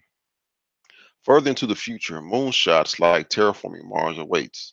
Without AI, these kinds of projects to adapt other planets to Earth-like conditions would be impossible. Autonomous crafts are already terraforming here on Earth. Biocarbon engineering uses drones to plant up to 100,000 trees in a single day. Drones first survey and map an area, then an algorithm decides the optical locations for these trees before a second wave of drones carry out the actual planting. As is often the case with exponential technologies, there's a great potential for synergies and convergence. For example, with AI and robotics or quantum computing and machine learning. Why not send an AI driven robot to Mars and use it as a telepresence for scientists on Earth? It could be argued that we are already in the early stages of doing just that by using VR and AR systems that take data from the Mars rovers and create a virtual landscape scientists can walk around in and make decisions on what the rovers should explore next. One of the biggest benefits of AI in space exploration may not have that much to do with its actual functions. Chu believes that within as little as 10 years, we could see the first mining of asteroids in the Kuiper Belt with the help of AI. Quote, I think one of the things that AI does to space exploration is that it opens up a whole range of new possible industries and services that have a more immediate effect on the lives of people on Earth. He said, it becomes a relatable industry that has a real effect on people's daily lives. In a way, space exploration becomes part of the people's mindset, and the border between our planet and the solar system becomes less important. End quote. All right. AI is kicking space exploration into hyperdrive. Any comments on this one? Did I lose you all?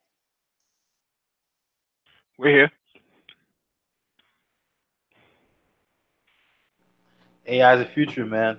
That's what I think. AI has the future because I'm looking at like China, right? And China is putting so much money into AI, which is like unheard of amounts into AI, and I'm like, why the big push? But now seeing that article is like, at first it was something where it was a concept where like, okay, somebody thought about it, and like, you know, let's say how far they can push it. But now it's like seeing where the technology is going, it's a big need for it. They need it. So I didn't know that they say that the stuff that's going to space, computers that are here are going to be faster than what's there. Why would it be faster? Is it Because computers on the ground are very exponential in their processing capabilities and their power. So every 3 years you get this life cycle of well, it used to be every 3 years that you get this life cycle of technology development. Now you're starting to see it biannually. So AMD is leading the pack right now. Intel used to lead the pack.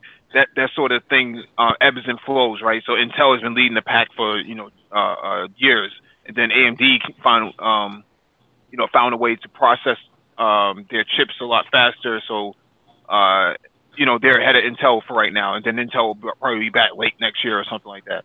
But the point that I'm trying to make here is that we had this discussion Saturday night on the Space and Technology Hangout, episode 70, and talked about that the technology that they used in the 1960s to launch satellites into space and actually do the moonwalk on the moon, we have more power in our smartphones today than what they had back then. So you factor that in, you don't need a whole lot of power to get a lot of things done now. It's more than enough. More than enough computational cycles inside of a CPU to get things done. And I guess my point here is that overall, it's a very low startup cost to actually get involved in this if you have the wherewithal. And it's a lot more energy efficient. Right, Christian. I was going to say, and correct. Yeah. How is it more energy efficient? Because nowadays, as much powers that we need, we don't need as much. Okay, as much processing power as we need, we don't need as much electricity as we did. Think about how much power was pulled from computers 10 years ago. Okay. And what little they could process. Right. Like, if you take like the first spaceship mission, that's almost the same power as you can get in a Raspberry Pi for $35. Correct. That's actually a very good point. That's a very good point because if you look if you look at the mainframes back then, if you look up IBM mainframes back then, or even Wang mainframes back then, you'll see it took 20 people, 30 people just to operate a mainframe. You had women turning dials just to get the right mathematics done on there. There was a whole lot of things. Circuit boards needed to be pulled out and pushed into another slot. It was horrible back then. Horrible. Here, earlier today, when I was talking to some of my guys up at work, they were talking about when they were kids that they wanted to get a clapper to cut the lights on and off. Now I could just yell out, "Okay, Google, turn on the living room lights. Change the lights to this." Exactly.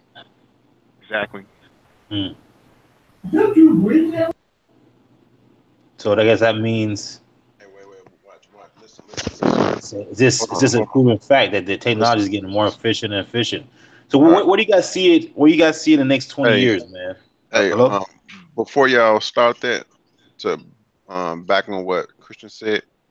Hey Google, lock the front door.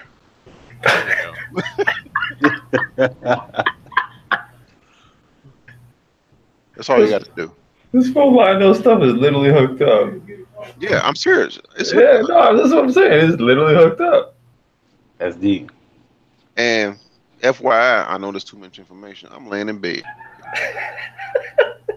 You ain't even got to get That's up no deep. more. You ain't even got That's to deep. check. But that proves the point that the article was making, that the AI would actually take away the human element from actually getting involved into the space development, right? So you factor in, I think we covered this maybe a couple of weeks ago, that Russia had deployed a submarine that was so advanced it only had about 35 people on board. Typically, a submarine has 100 people. Yeah. Just to run it? I'm telling you that the technology, to run it. I mean, I know an old submarine guy, so he knows. Yeah, It takes yeah, because you need people. It's different divisions, and you need X amount of people to run it to go underway. Sufficient number of people go underway, but with this new submarine, you don't need too many people, which means you don't need as many beds. You don't need as many different workstations, so you can put more technology in it. So it makes sense for these companies to acquire that information to reduce their bottom line, man. Because it's like, this is what it is, man. Is this there? It's already there. It's like, why do you need two people to do one job? You know, so why do you need two people to do one computer job? You're eliminating jobs, but at the same time, you're doing it for the purposes of efficiency, right? And in terms of space development, your space startup may not need, 2,000, 3,000 people. You may be able to run a space startup with just 50 guys. Man, look, your space startup could possibly, 50 guys, and they could all be remote. Not necessarily remote. You're going to have some physical hands-on that needs to take place, right? So somebody has to be building rockets and testing it in a locked-up facility, making sure it's isolated, auditors and things like that. What if you did some sort of, I was going to say, what if you did some sort of like observatory type of service, right? Where you had like different like astronomers and these types, space placed strategically throughout the globe, and basically what they did was they created. I know maybe Lionel was speaking to like asteroid, being able to pinpoint asteroids and knowing where they are within the asteroid field and all that. So maybe these strategically placed observation points are going to be mapping out or creating like some sort of custom asteroid map or something like that. So maybe from a space startup, but maybe they're not even creating anything like hardware wise. Maybe they're doing something like information based or software based, right? Or they can maybe even all be remote. I mean, whatever the case may be, though, it's just like you were saying. I mean, it's like the number of people that it would take to do this type of stuff, given the computation power that we now have and the type of technologies that we have available. I mean, it doesn't require a lot of people to do this stuff.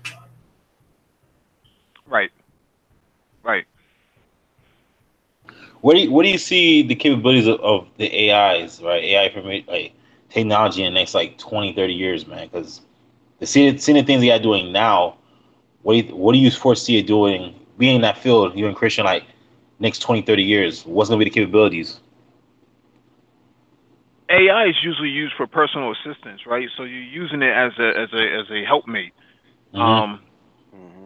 You may see, I mean, you have. Go ahead. You say you want to know how far Jupiter is from here? Hold on. Hey Google, how far is Google? Goddamn.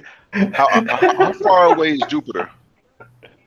Hey, but I'm just proving his point. Hey Google, how far away is Jupiter?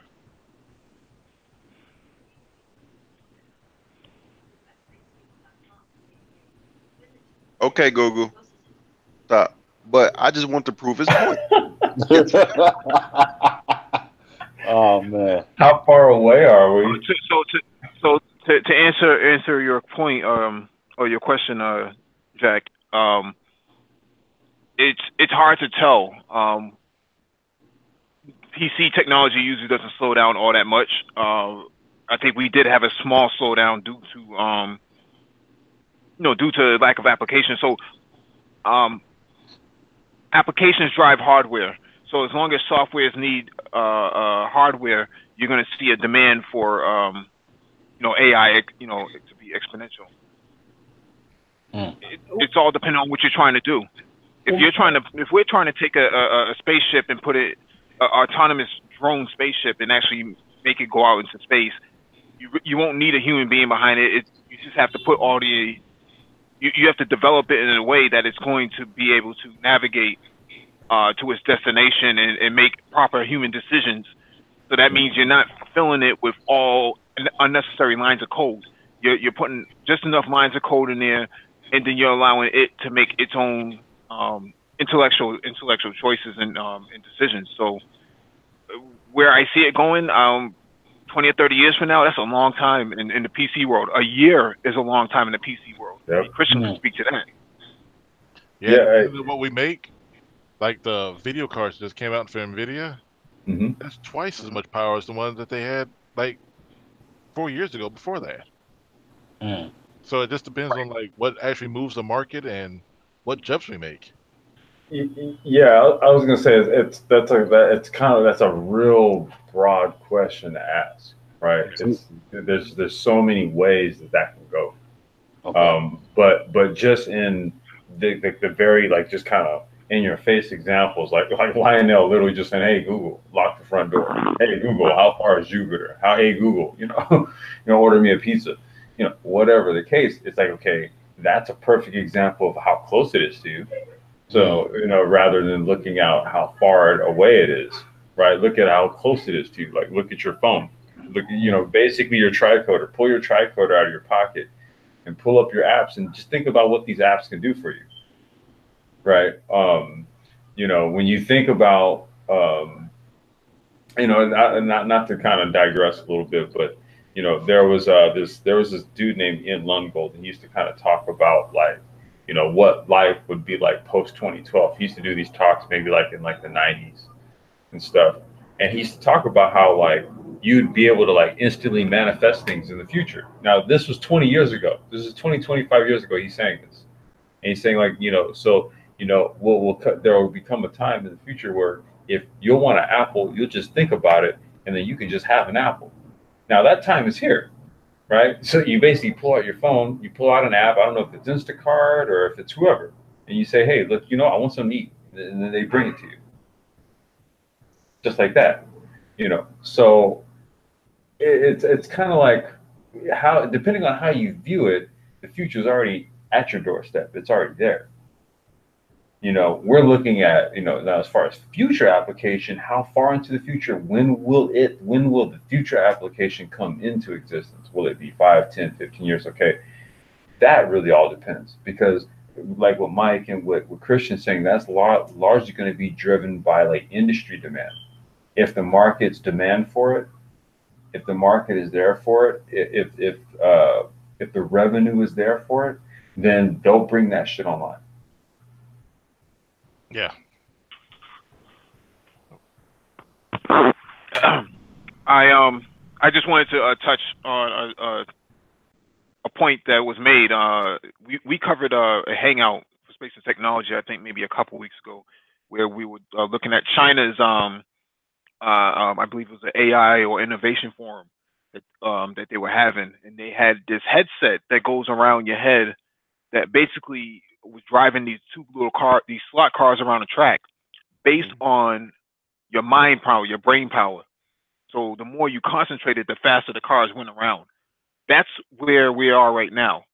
We're in the early stages of that. So 20 years from now, you're talking about people, not even engaging in physical, not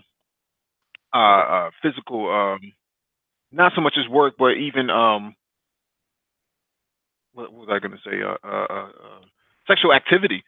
We can go back to something like I think like Judge Dredd, where people just had these headsets on their heads and they were just making love that way. That's where the future is going. You won't even have to have that that sort of interaction with people anymore. And now you're talking about using brain power to drive things that are not in your possession.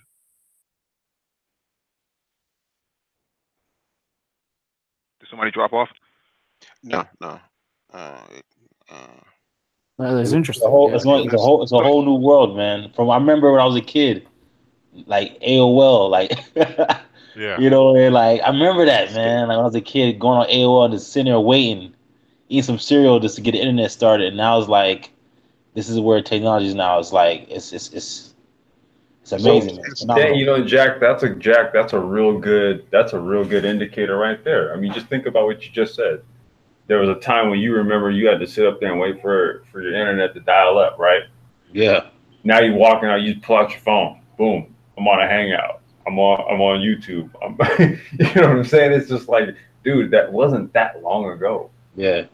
You know? That's trippy, man. Yeah. I'm starting to, you know, I'm just kind of calculating off the top of my head what it would cost to run a space startup. So your average technology engineer makes it's 6 figures right out the gate. I 120. don't care where you are in this country. Well, 6 figures is 100 right out the gate is Yeah. the even figure, right? Yeah. You're talking about hiring 50 people for a space startup. What are you talking about here? About maybe $500,000 per year? On But you're going to salary? need that sort of investment. Yeah. Or not salary. I'm sorry. My math is a little bit off. $5 million.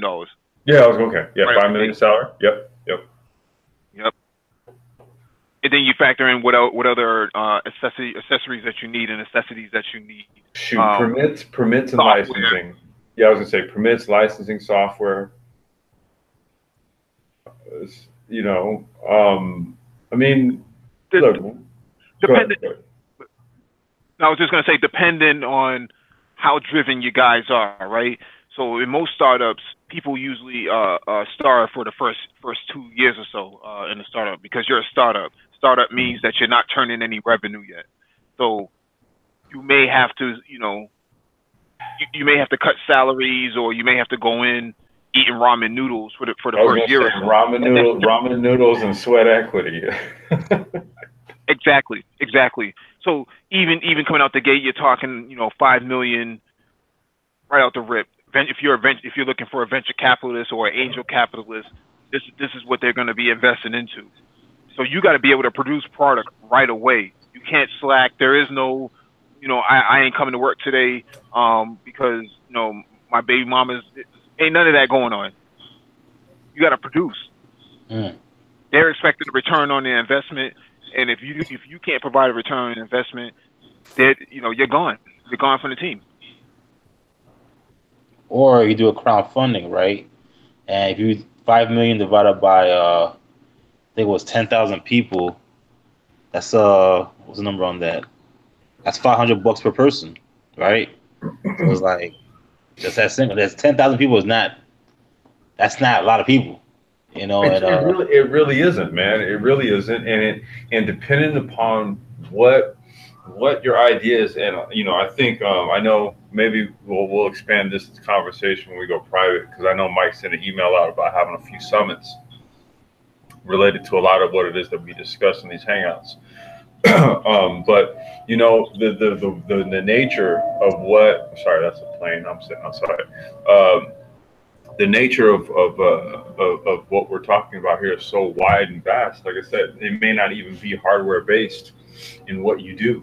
So it may be an investment in some of those fancy schmancy telescopes that Lionel likes so much, and they're strategically placed, right? And maybe, you know, you're starting like some sort of global observatory or sky observatory or surveillance firm, or God, who knows, man? I mean, that's the thing. I mean, you know, it's really limited. When we're talking about space, man, it's kind of like limited by the imagination, to be quite frank. You might do something that requires like little small personal drones. Okay, well, how expensive are those to like get by the box load from China, from Alibaba or something, and, you know, write your own code or software or whatever? And I'm literally just going off the top of my head, dude. I have no idea. I'm just saying, like, I'm not limiting what a space startup is to simply, you know, a rocket going up. I'm saying, hey, it could be any number of things, man, and those things can, depending on what that is, it can actually determine the cost. Your space startup may actually only be 20 grand, dude. Who knows? I think the Ryugu asteroid that we covered last week or last Saturday on the Hangout, this past Saturday, episode 70. They said they spent, I think, $150 million just on that asteroid project alone. Dude, just 150 million for the entire project? Yeah. Wow.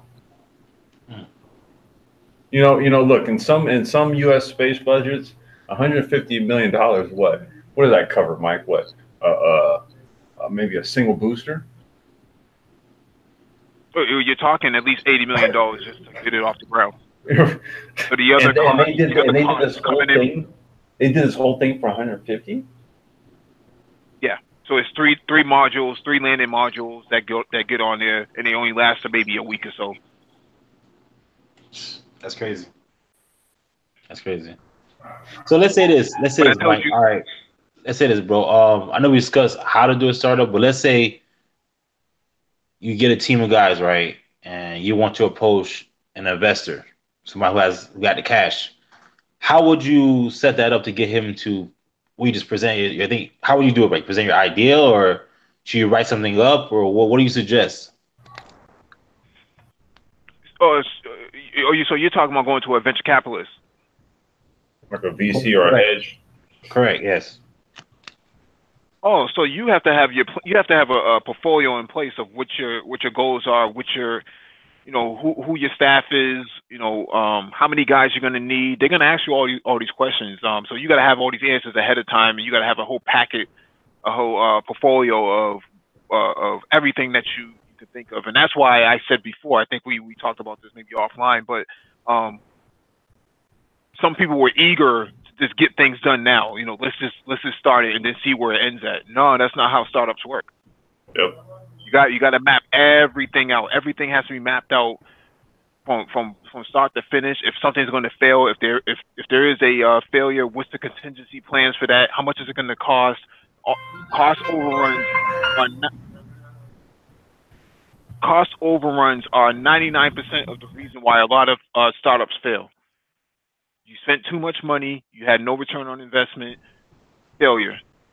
Well, you know, a lot of that is because the money went really more into the idea, as opposed to the prototype or the refined product. You know, and the other thing too to keep in mind is that, you know, if you have like a specific thing that you're doing or creating in terms of a startup, and you're going to go to a VC, ideally what you're going to do is you're going to go to a VC or a hedge that basically goes about investing in space startups. Why? Because they look at their investment portfolio. They say, we have a company that does this, we have a company that does this, we have a company that does this, and we have a company that does this. And what they can start to do is they can start to kind of take this company and pair it with this one over here and do all kind of crazy stuff, right? So they look at what it is that you would do from a strategic standpoint. So you would do your homework on like the VC or the hedge and say, okay, they deal specifically with, like, you know, software and space technology and all that type of stuff. So, and that's what my firm does. So, and I noticed that this is what they don't have, or, you know, this is something that I see that's going to be a primary component in the future. So I'm writing this code, I'm writing this program, I'm writing this application, this whatever, and I'm going to present it to them. And I'm going to say, hey, look, you know, this is something that I see that, you know, could really use some bolstering financially, because you know, there's some potential customers out here that could utilize this. That's the approach that one would take. And to add on to what Lucy's is saying is that what VCs look for is tangibles. They want to know how much have you invested into it. So if you have a startup that's going to cost $5 million, you need to put at least 1 to 5% down on what you've already what that cost is going to be out of your own pocket. So that means you dipped into your 401k, you dipped into your IRA, and you put that into it. So you weren't afraid to take that risk. And if you're not afraid to take that risk, they're not going to be afraid to take that risk with you. So you gotta have some skin in the game. Look, man, look, a prototype is that's the way to show and prove. Correct. Yeah, man. It's like It shows you put the money up. It shows that you put the money up, that you've actually built it, tested it, done some. You've got a working model of it, and you put the money up to build it. They can see it, touch it, look at it, ask you questions about it, observe it, ask you to go. Can we do a field test? We'll pay. We'll arrange it. That type of thing. So that's where maybe even perhaps before we get to that point, it's having if we had this afforded to us, but having those friends and family and those people who would put some money to get the prototype built. I mean, because that was my angle with when I did my EV project, when I was trying to build my first EV car. It was like, okay, before I go ask somebody for some money, I want to have a rolling chassis done. So, yeah, prototyping. That's interesting. I think, man, this is something that it can be done. Is you got to get yourself around the right people. This is something. Just listening to this is like it makes me more. I really want to get into this, right? Because it's like, it's there. It's like free game. Anybody can get into it, but it's just getting around the right people and then focus your energy on execution. Everything has to be perfect, and I think the key to doing that is just with all the intellectual resources, with a big group of people who know what they're doing, you can figure it out. And I think that's the thing. Us as black men, it's great that we're coming together on a platform like this to like put our minds together because that's where the magic happens when we work together as a team. So, yeah, I think this is something that black men really need to get into, man. Because it's weird to see like all the other ethnicity groups and races are getting into it, but why are we getting into it, right? So it's like we need to go ahead and just do it. Well, part of the reason why we're not getting into it is because there's not enough complex thought taking place. So when there's a lack of complex thought not taking place, then there's a lack of complex energy as well as innovation that comes out of it.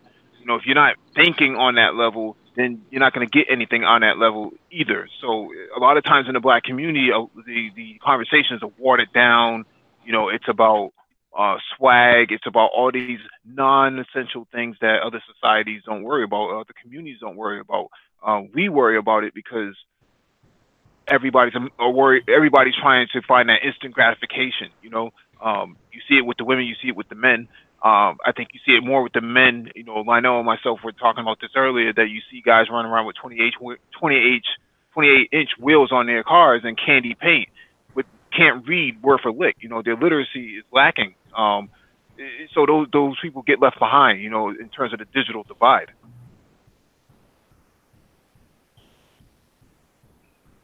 That's pretty much the blind truth, Yeah, I'll leave it. Yeah.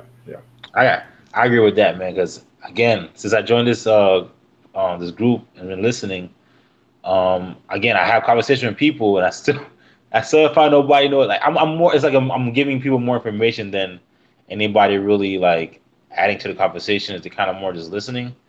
And I think people are caught up. But it's funny, like we'll have a conversation about this, and I'll tell them about the articles I'm reading and things that are going on as far as space. But people are so caught up on, oh man, you saw what happened on Warstar, or like something Kanye West did or something like that. And I'm like, that doesn't even matter. That's nothing. So I think you're right. People focus their energy on simply the wrong things. Just things that doesn't really add any more value to their life. So I agree. There's also a self-esteem issue that comes into play, right? So if you don't believe in black people progressing, then you're not going to have any interest in seeing any progression anyways, right? So you're going to be a Debbie Downer a lot of the times, and you hear that with a lot of black startups. They didn't get a lot of support from black people. People always want the hookup. They want a discount. They want everything for cheap, for free. Or if you need them to work for you, they don't put in a lot of effort. You know, there's not enough sweat equity going into, you know, that same startup. Whereas if they go work for a white company, then what happens is they put on their best suit, they put on their best apparel and things of that nature, their best face, and they go in there and they still get mistreated. And then they come back and complain to us that they're being mistreated when you could have actually been working for us. Yeah. I think Mr. Research talks about this extensively with, he wanted to start an IT union for black people, for black men, more importantly, because he said, you know, a lot of Indians are taking jobs from, these H-1B visas are coming over and taking opportunities away from black men. I agree with him in that assessment. That does happen a lot more often, but you know, with this current administration in place, that has been slowed down dramatically. And you start to see, I'm starting to see a lot of people on LinkedIn contact me, ask me if I know anybody in my circles, in my network, that they can, that can be referred to, you know, for more IT job opportunities. So we're starting to see a bit of a shift, but at the same time, I think there's a lot of work that needs to be done on the institutional side. So your Black Chamber of Commerce, your National Urban League, your National Society of Black Engineers, your SBAs, your Small Business Association, all of these people, all of these institutions and these entities need to sit down and actually figure out how are we going to create more black startups, you know, in the next 5 to 10 years. Because the opportunity, you know, the markets are there, but the opportunities for black men are not there. And I think that needs to be the focus, because black men are the new minority that are being ignored, forgotten about. Yeah. Yes. It's interesting. So again, like you said, it's more of a it's just about starting a dialogue, start a conversation about it, and awareness, pretty much, from what I'm getting. Yeah. That's what we're doing tonight. You know, the awareness piece of space and technology. I think the space race is on, so to speak. You know, the article that online I read said that there's like 100 startups. That's. And you did say it's going to be 1/3 of startups are going to be eventually 1/3 of startups are going to be space startups, right? So I'm like, that's crazy. That's crazy. 1 in every 3, yeah. 1 in every 3, yeah. So it's happening, man. It's like it's there. So why not just go ahead and jump into it? So what African country do you think is going to go ahead and I think you said that or wasn't it South Africa working on the space program? They all have their own space programs. Ethiopia has their own space program. Egypt has their own space program. South Africa has it. Ghana has their own. If I remember correctly, Zimbabwe has started theirs. Kenya has their own, and I would say Nigeria probably has the most leading space program. So I don't understand why they're all broken apart. I guess they're more about nationalism than anything else. But I think the African Union should sit down and force everybody to commit at least 0.5% of their GDP into space development. Like a central space agency. Right, under the AU umbrella. Because the problem is in America, you don't have like the state of California has their own space program, and then everybody else has no. It's all federalized. So you have NASA for that reason. Right. We have our own industry. We have our own industry, but we don't have our own shit going on there. Right. It's federalized. So let's say they were to do that. Would that make their program like just go for leaps and bounds? Like it would could it possibly be the first ones to get on the asteroid and mine on the asteroid if they were to do that with all that intellectual power and all the resources? You think they can do it?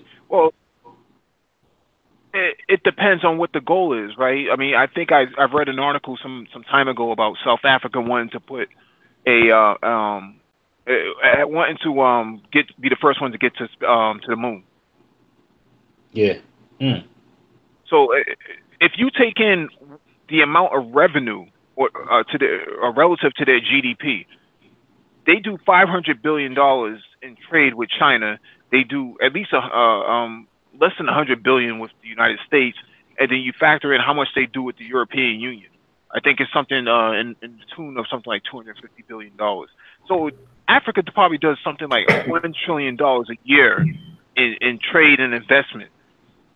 That could easily be, you could easily take 1% of that GDP or 0.5% of that GDP and have more than enough resources to start your own space program. I agree. That's deep. That's deep. I didn't thought of it that way. I never thought of it that way. That makes a lot of that makes sense. Well, ultimately, right? Like source capital. It's got to come from somewhere. Yeah. Right. It's got to come from somewhere. So, there's ways, and Mike just eloquently just touched on it, where you can appropriate it from various aspects of your GDP, collectivize it all together to represent that 0.5 or 1% or whatever it is, and back it. Yeah, I also you also have to take into consideration that you need some kind of warm water port. Unless you have a reusable rocket like SpaceX, you need a warm water port to get your for launch missions, right? So you think about most of your West African countries are connected to the Atlantic Ocean, and then most of the East African countries are connected to the Indian Ocean. Right. So those would be your countries that would invest into the launch pads, and then you factor in all the interior countries. I was going to say your interiors are going to be like what, components development. Right. Yeah. Right. Because they have the resources. Like Congo has a lot of cobalt and things like that. All those resources that are necessary to actually get your vehicle off the ground are actually in the interior of the country, not the exterior of the country. It's funny you mentioned Congo and cobalt, because Congo actually sits on the largest deposit of it, and that's typically what's utilized currently in the manufacturing of lithium-ion batteries, particularly for EV batteries. So if you ever wondered why all that stuff was going on in Congo, let's just give you an idea. But to speak to your point, though, there are multitude of places in the interior that are rich in resources that would be conducive to the manufacturing of components, research and development, and all that. Assembly, all that, and then gets sent out to the warm water ports, launch areas. I mean, I can see it. I mean, if they chose to cooperate, like you said, it would have to be like an umbrella type of thing. Right. So it reduces the amount of cost going in, right? Yeah. I think a lot can be done with with the current situation in Africa. I think there's a lot of political stability to actually put something on the table to actually get something like that done. And I think there's a lot of stability in the United States amongst black men to actually get something like this done. You don't need 1 million black men to get something like this done. You're talking, just a couple of handfuls of black men to sit down at a table and say, let's figure this out. Yeah, I have ideas with regards to that, man. Like it's simple organization. Yeah, I agree. Didn't Gaddafi do a space program too for Libya? He set up a satellite, right? He didn't like the idea of paying the European Union $300 million a year. I think it's like $500 million a year for satellite usage. So he decided, to go build his own satellites and pay for it. He paid for those satellites for Africa. So you need strong men like Gaddafi in place to get things done. A strong man, to get things done like that. And unfortunately, he's not here with us, right? So who's going to be the next guy to step up? Maybe Paul Kagame out in Rwanda. He could be the next Gaddafi, from what it sounds like to me. That's us for the next But you also need black, and you also need black men like us who are in a first world nation that can come to the continent and say, we have some ideas. We think you might be interested. And I'm sure they're willing to listen, man, because They've already told us they are. yeah. Yeah, they've already told us they are. Noah's not here, but I mean, we okay with. But again, I mean, actually, if for anyone who wants to check it out, like if you go to the Business Wealth and Power channel, there's a video called the IDF4, the Fourth Industrial Revolution, 4IDF. That's what it's called. If you want to look that video up, I'll post a link to it. But we talk about it where Noah had some discussions with some delegates from various African nations, and they stipulated to us, like, okay, look, if you came with a group of a conglomerate, or if you came with a consortium, a group of individuals who are business people, lawmen, like attorneys, or people who are skilled in law, medicine, right? They all have different types of companies, various interests, and all that. You come as a consortium, right? And you come, they'll come on in, let's talk. They already told us. Mm-hmm. So we do this weekly to espouse this message, and this is what we do every week to just to kind of let you guys know that, look, this is available to you. Is Lionel still there? Yeah, I think Lionel's there. I think Lionel might be sleeping. No, yeah, I'm still listening. I'm just listening. Oh, I thought you was having a conversation with your Google. Funny, I like He's that. over there just chopping it up with Google. That's funny. So how was asking Google, how was your day today? The only thing about this, you have to ask each question separately. There's no follow-up. No. I thought we had an update. Right. Say again.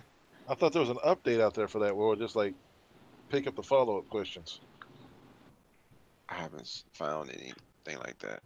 I thought that was for Alexa. Yeah, I think Alexa has that. Okay. Yeah, that's the only thing, because every now and then I ask the question, then I want to like, wait, what? Then based on what it tells me, I want to ask the question, so I got to start all do the activation wording over again. Question with the Alexa, does it like as much time as you have it, does it like get to know your kind of like, okay, what do you, Lionel likes this, Lionel likes that, like as it goes on and on, or it goes off your data? How does that work? Is that it's in learning mode all the time. Yeah, I think so. It's in learning mode, yeah. Interesting. So every morning it will get up and it will kind of like read you your horoscope and things like that. Yeah, then it's gonna start telling Lionel like what's going on in Jupiter. Yeah, well, with me, when I wake up in the morning, I'll say da da da, good morning, and it'll let me know the temperature, what's going on, news. Yeah. Still. The only thing I don't like about the Google Home is that in comparison to the Alexa is that the Alexa has a screen on it, and the screen will show you all the weather, sports updates, and political updates and things like that. You don't have to actually. It doesn't have to speak out. It will just show you it as you wake up. Yeah, I'm gonna have to start rocking with some of this tech, man. Yeah, definitely. Yeah, I gotta get my hands on it. Like the smart watch. Go ahead. No, I just wanted to take a few seconds to actually welcome some of the new members who are actually. Oh yeah, man. Yeah. Welcome on, Cali. We broke 200. Yep, we broke 200 subscribers Friday night, I believe. Oh, nice. Congratulations to us. Yes, sir, man. Hats off, man. I tip my hat to you, gentlemen. Who else? Faber. Yep. What's up, brother? Welcome. What's going on, Faber? Little son, welcome, brother. Everybody else as well, man. We got Jedi Focus and what else we got in there? AO. What's Yeah, good, yeah. AO? That's what's up. Damiante, what's good, G? Yeah, he should change his name to AI or something like that. Yeah. Fit right on there.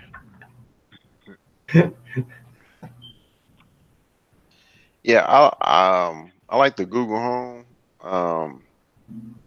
The smart lock I got, I can operate it through the Google Home, my phone, and my watch, and that's pretty cool. And they have another feature where you can connect it to your doorbell, and it's a camera, so you can see who's outside and so forth. But all that is a part of the smart home ecosystem. Right. Faber has a question in the chat. That question is, what are you guys' opinion on Edureka platform? It actually teaches things like blockchain. I'm not sure to what extent because I'm still learning programming, but I think it'd be helpful. So I'm not familiar with that platform. I know EDX, but I don't know this Edureka. I haven't heard of it before. Anybody else ever heard of this? I'm on the website now, checking it out. I was saying, not sure of it. I never heard of it, but I have to. Is that green in his hand? Online training with 24/7 support. Okay. Hey, you know what's interesting, right? I was like looking up at like my community college in my town, right? And now they're offering 2-year degrees in computer programming. And I'm like, is that something I don't think I know that before, but had they been doing that? Schools been doing that already? Which schools? Are you talking about community college or what?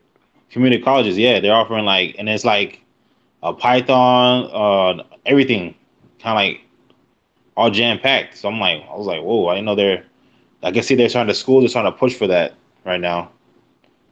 Well, because they need. You keep in mind that community colleges are all federally funded, right? So they're state funded and federally funded, and a lot of your institutions are not getting any funding because they have these weak liberal programs in there, gender studies and things of that nature that don't really matter to the greater society from a workforce perspective. So they're forced to actually change their programs to adapt to what the recent federal guidelines are basically saying. We're not going to fund your institution if you don't have these core critical programs in place for STEM. So now just about every community college has to be STEM by like 2020, or else they're gonna lose funding. Yep. Yeah, I'm noticing like a lot of programs. I'm looking at the courses, right? I'm like, that's pretty much basically a computer engineering degree, the stuff they're offering in like 2 years. And I'm just like, oh, like they're really trying to push for technology right now. They have to.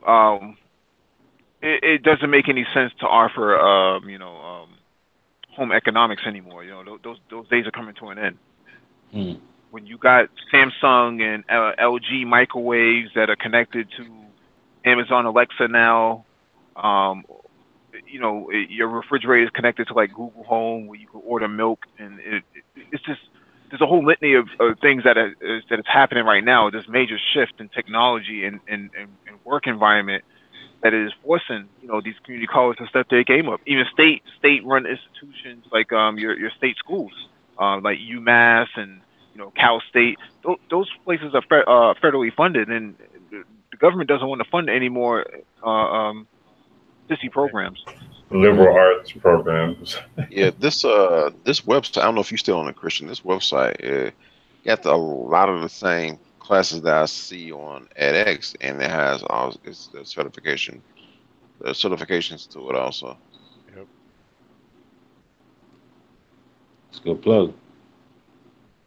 Well, thank you for that. Faber? Same programs or same Similar. institutions? Because Okay, I see what you're saying. I don't know about the institutions. It is. I'll look at more of that.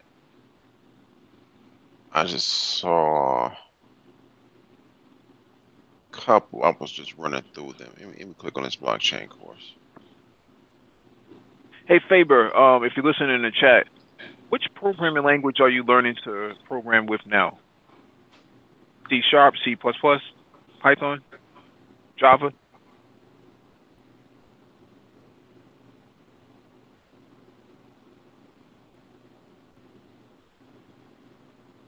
Bash? Don't be bashful. Sweet. Python. Python.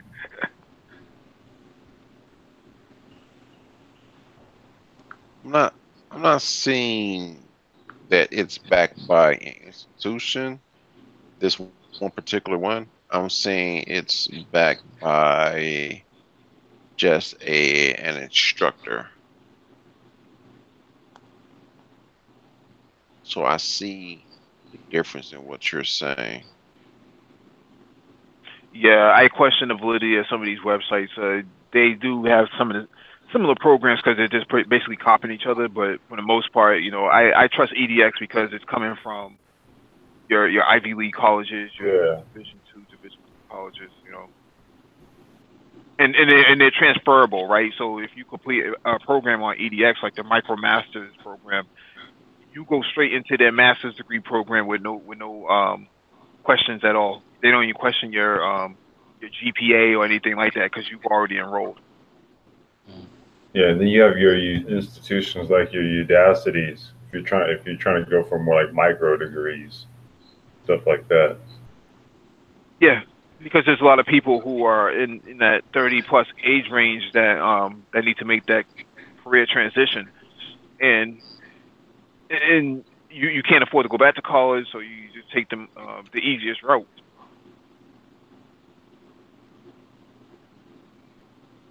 Hey, what did you say about Udacity? The micro degrees that you can get with them, because they have micro degrees for like AI programming, autonomous driving, autonomous driving vehicle platforms. They have all types of micro degrees for a lot of this stuff. Like they're very specific. That's why they call them micro degrees. Okay. Yeah, with the schooling, with the cost of schooling,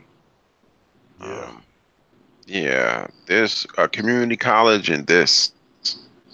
That's my plan, community college and edX. Well, I'll tell you this, I know. I do recall like a couple weeks back, man, we were on we were I can't remember which one it was, but we were on like Ford's website, right? And we were coming through like their career section, looking at like all of the jobs and like their autonomous vehicles, programming, all that kind of stuff. See, that's where a quick micro degree will get you into something like that. When you look at the sheer amount of jobs that Ford has available, and there's just not enough people to fill them. I'm planning on when I go back home, finishing this one class to get this degree and taking as many IT classes as I can at the college. And continue in these classes. One of the things that really irks me about these community colleges is that I hear an echo in the background. I'm not sure who that is. Your tax dollars pay for community college. Same thing as a library. The thing is, you don't have to pay to go into a library, but you have to pay to go to community college. And I think that this is a bit of a jip. It's like it's a bit of a robbery on the people because your money is already paid for this. They take it out your paycheck every week or every year or whatever it is.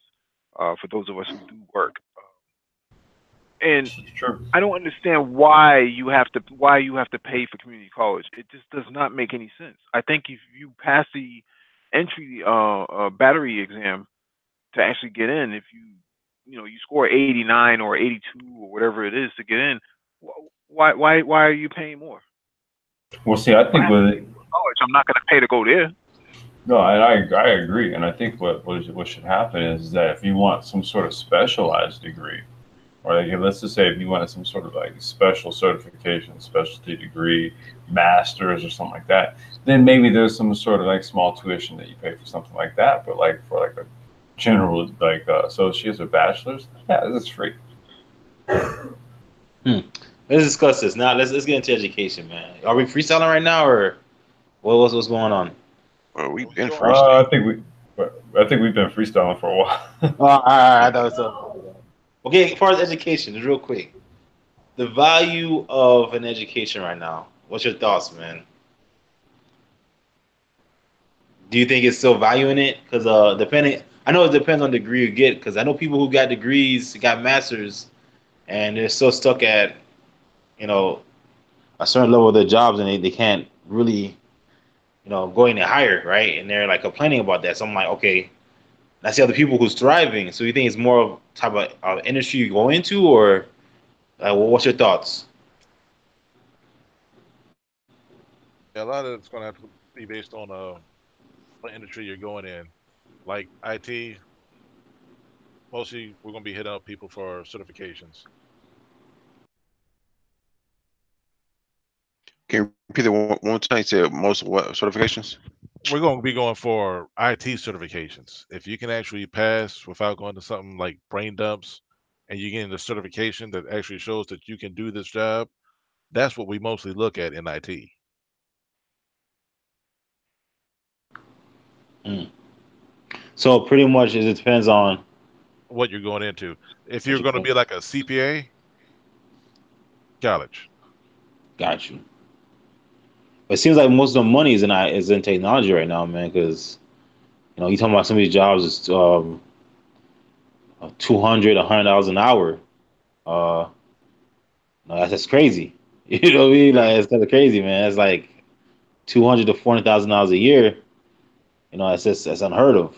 But especially with the blockchain. But um, I was talking to my son. I was talking to my son. He's in elementary school, and he was discussing like, his teacher is just complaining to the kids. I don't get paid enough, and I'm just like, what? Like she's complaining to the kids about her job. So I'm like, and I think some people are going for these soft degrees, man, and they're struggling. They're struggling right now. Yeah, my wife works for the State Board of Education. She Uh does huh. some of the database work. And like for them to get a raise, you gotta get another degree. And when Damn. you get another degree, it's like, dude, how much more debt are you into? Mm.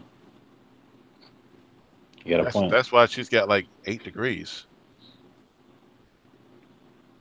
Yeah.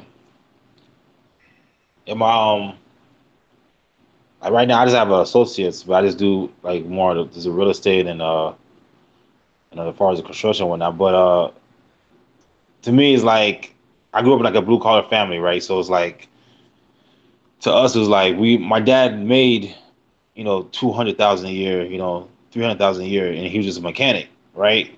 And he was an immigrant too, so it's like I see the value as far as blue collar, but when it comes to degrees, I see people who got masters and they're just and it's in business and they're still struggling.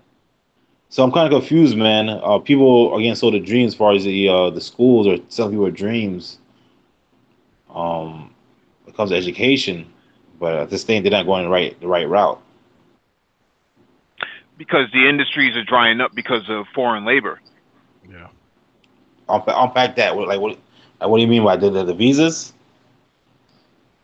When What do you you mean have like? Indians who, when you have an Indian or a Pakistani person who can work at one third of the cost, whether through outsourcing or inshore outsourcing, um, it hurts your bottom line. So now the people who did spend a whole lot of money to go to these colleges, because these colleges are setting these high rates because they're having to, they're pocketing a lot of this money.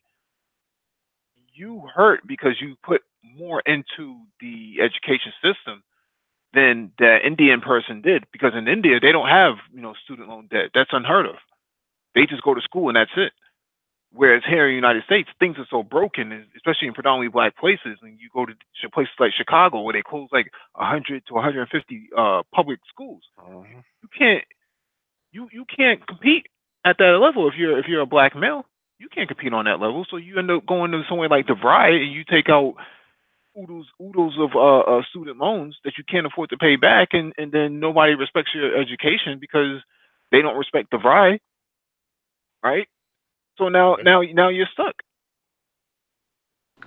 This is the public policy issue. This is something that the federal government needs to fix, but they don't have a vested interest in fixing it, because all of these politicians sit on the board of trustees for a lot of these private schools. Janet Napolitano, John Boehner, all of these politicians are raking in the money off of these schools. Damn. When you say in schools, which schools you talking about? Like D1 schools? All of them. They're all raking in the dough. And then have you to suffer from it. Those people who that's crazy, man. So it's more because of a policy they're creating issue. a bubble. It's a policy issue, but they're creating a bubble. So what they do on the computer, these financial institutions, Bank of America and Sally Mae and the rest of these, these debt overseers, what they do is they write up these zeros in this computer. It says you have X amount of money for school, right? And you have to pay this back after you graduate. Everybody's happy to go. That's what they're told to do. You have to have a bachelor's degree. You have to have a master's degree. That's what the job requirements say. So everybody goes out there and they do it. They take out these large student loans that have these 29, 35% interest rates on them that balloon after 5 years if you don't pay. And what happens is when you default on these loans, they get passed into these little companies that collection agencies, and they buy it for 1/3 of the value, or even less than that, 1/5 of the value. And then they're knocking on your door, asking you to pay for something that realistically never existed in the first place. It was just generated inside of a computer. There was really no money physically printed. Jeez, so it's now like what you have is a student loan bubble next to a mortgage bubble. Damn. And it's the same thing. They did the same thing with cars too, right? What'd you say? They did the same thing with some of these cars too, right? Like it's like they're moving it around from homes to student loans to cars. Like that's literally what they're doing, right? That's what it seems like. Right. In order to keep the shareholders happy for these automobile companies, they have to go manufacture more vehicles, and then these vehicles sit on the lots, and nobody can afford to buy them. So they push them out there anyways, and they say, and you get a car, and you get a car. So then these people sign up for these vehicles that they with a 450 credit score, and they drive off the lot. And by the time next month rolls around, the next holiday, that the repo man's waiting out your door. You missed the payment. Interesting. So far as the student loan, right, debt prices, right? Do you think what they're gonna have to do to fix it? Because it's getting out of hand right now. So I don't think they want to fix it. Why not? Because they can keep that income coming in. They keep selling you on the dream, like, man, you gotta have a degree if you want to do this. Okay, and how many people will fall for it? Yeah, man. It's pitiful.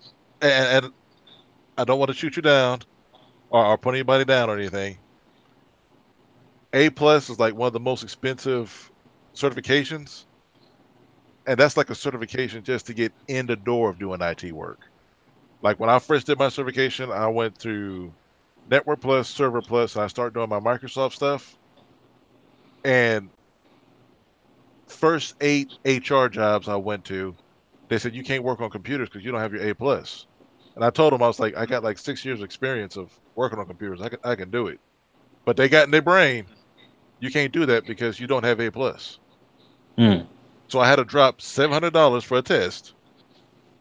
I passed the A+ with hardly even studying. Okay, I got my A+. Oh, that means you can work on computers. Some HR places, this is HR places, won't even look at you unless you get like, do you got this degree or this degree or this cert or this cert or this cert? Okay. If you got that, that means you can do the job.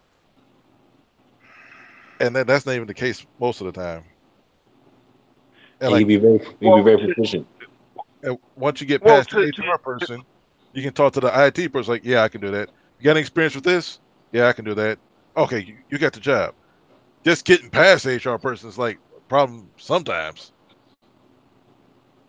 well, if you're working for the federal government, then they do want you to be certified, right? So it's kind of like a license, Right. right? So you basically pass all the criteria to know how to actually touch our computers. I know when I used to work for I won't say who I worked for. It was a vendor, but they required you. You know, if you wanted to touch, Lenovo said if you want to touch our Laptops and servers stuff. and our desktops, yeah, you have to have A+. Somebody has to have A+. Verizon was the same way. If you want to touch our networks, you got to have a Network Plus. Yeah, because Dell's got their own certification just to work on their computers. You had to have a certification Right, because to be able to RMA stuff. exactly. Okay. So you think all that's like a fugazi, man? It's all like it's not really. Is it? Of course, you need for a federal job, right? You need to have the certification, but I'm seeing these young kids, 15, 16 years old, that's proficient, and they're getting job offers. So it's like, you think it should be in the industry as far as technology, it should be about your proficiency, like how show us what you can do, opposed to, okay, what do you have on paper? Because I heard many hangouts you guys discussed that there's people who got the certifications and can't do squat. So it's like, should Yeah. it be judged more on proficiency?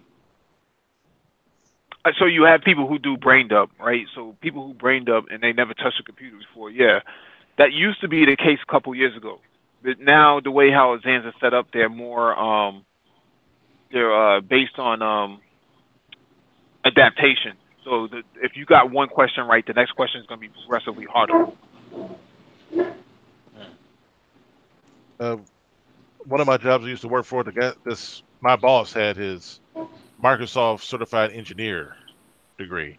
And I know he got all this stuff from Brain Dump. So it was like basic stuff like, hey, we need to map this in drive over for this class. He didn't know how to map a drive. Wow. And the problem is like there's camps that you can pay like $8,000-9,000 to, and they'll teach you how to pass this test so you can hurry up and get your certification. And then when you start watering down the market with those type of people, it's hard for them to figure out, okay, does this person really know what he's talking about or not? Well, I got my certification and a degree. Okay, well, that's a better chance of you know what you're doing. Well, it's the same thing with a car, right? I mean, there's a lot of Yeah. people who know how to drive, or say they know how to drive, but they can't get their license, and that's just the way the ball bounces. You need to have some form of certification to touch a lot of these components, because it's just a measure of trust here. I've seen guys who claim they know what they were doing, and they've dropped, desktop computers off of tables and things like that. Just very clumsy and inefficient, not really sure about what they're doing, kind of aloof. I don't want that guy touching my computer. Yeah. Same thing goes with servers. Servers are a lot more critical because they're in this isolated environment that is highly critical. So you need some form of certification there. You really don't want just any yo-yo just bumping around in the data center.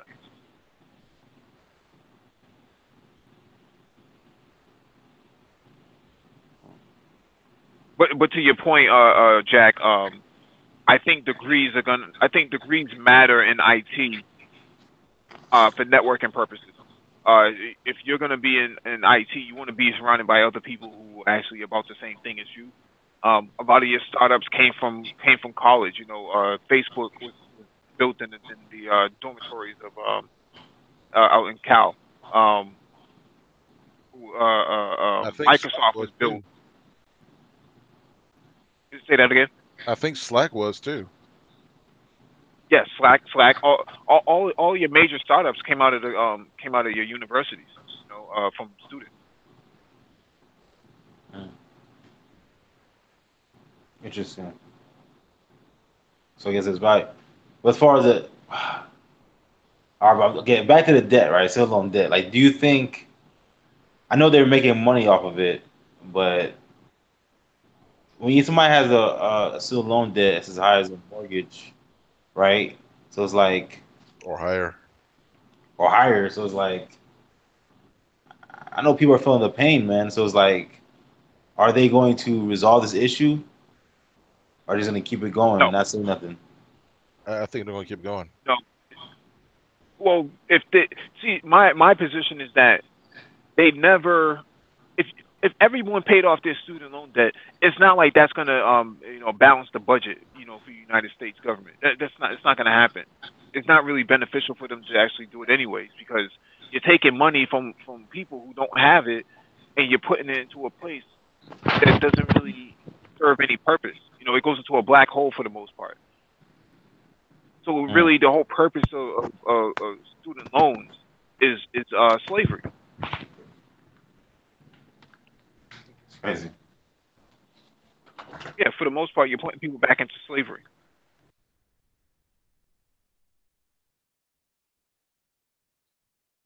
That's it's just crazy, man. How like this is what the country is built on, but it's like you know people are digging themselves a hole. I think I listened to an article maybe like a couple months ago and discussing like the amount of debt just from student loans is just it's like $1 trillion now. It's like a trillion, right? It's like 1.2, $1.4 trillion. I don't know. I don't know, man. Yeah, it's a form of debt bondage because Exactly. it's the only type of debt that you can't ever discharge.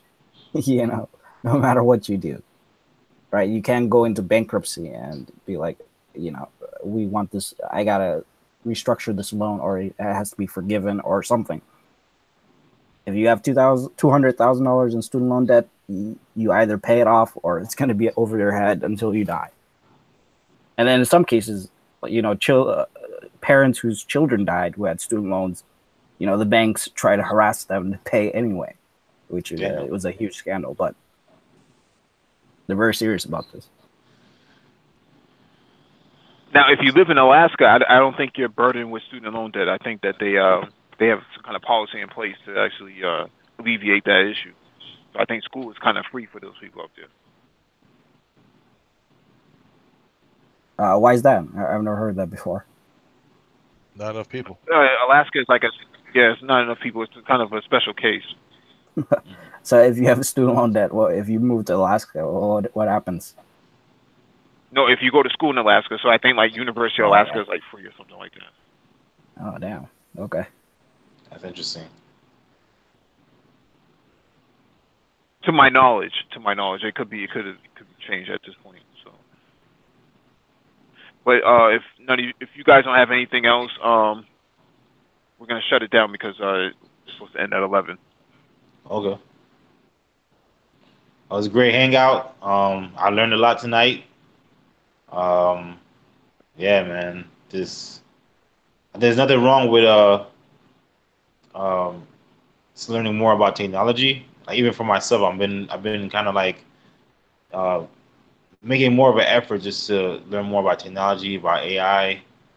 Um, this new technology coming out, especially from China, man. It's remarkable. So I'm appreciate this. I'm really appreciative of the Brain Trust for doing this show because it's helped me to not only to learn more about technology, but also to put my kids on it because they're this is where I'm pushing. I mean, in my household, we push STEM. So I think this is great for the kids, and thank you. No problem. We'll be back on Wednesday with episode 72. geopolitics. So you all have a good night.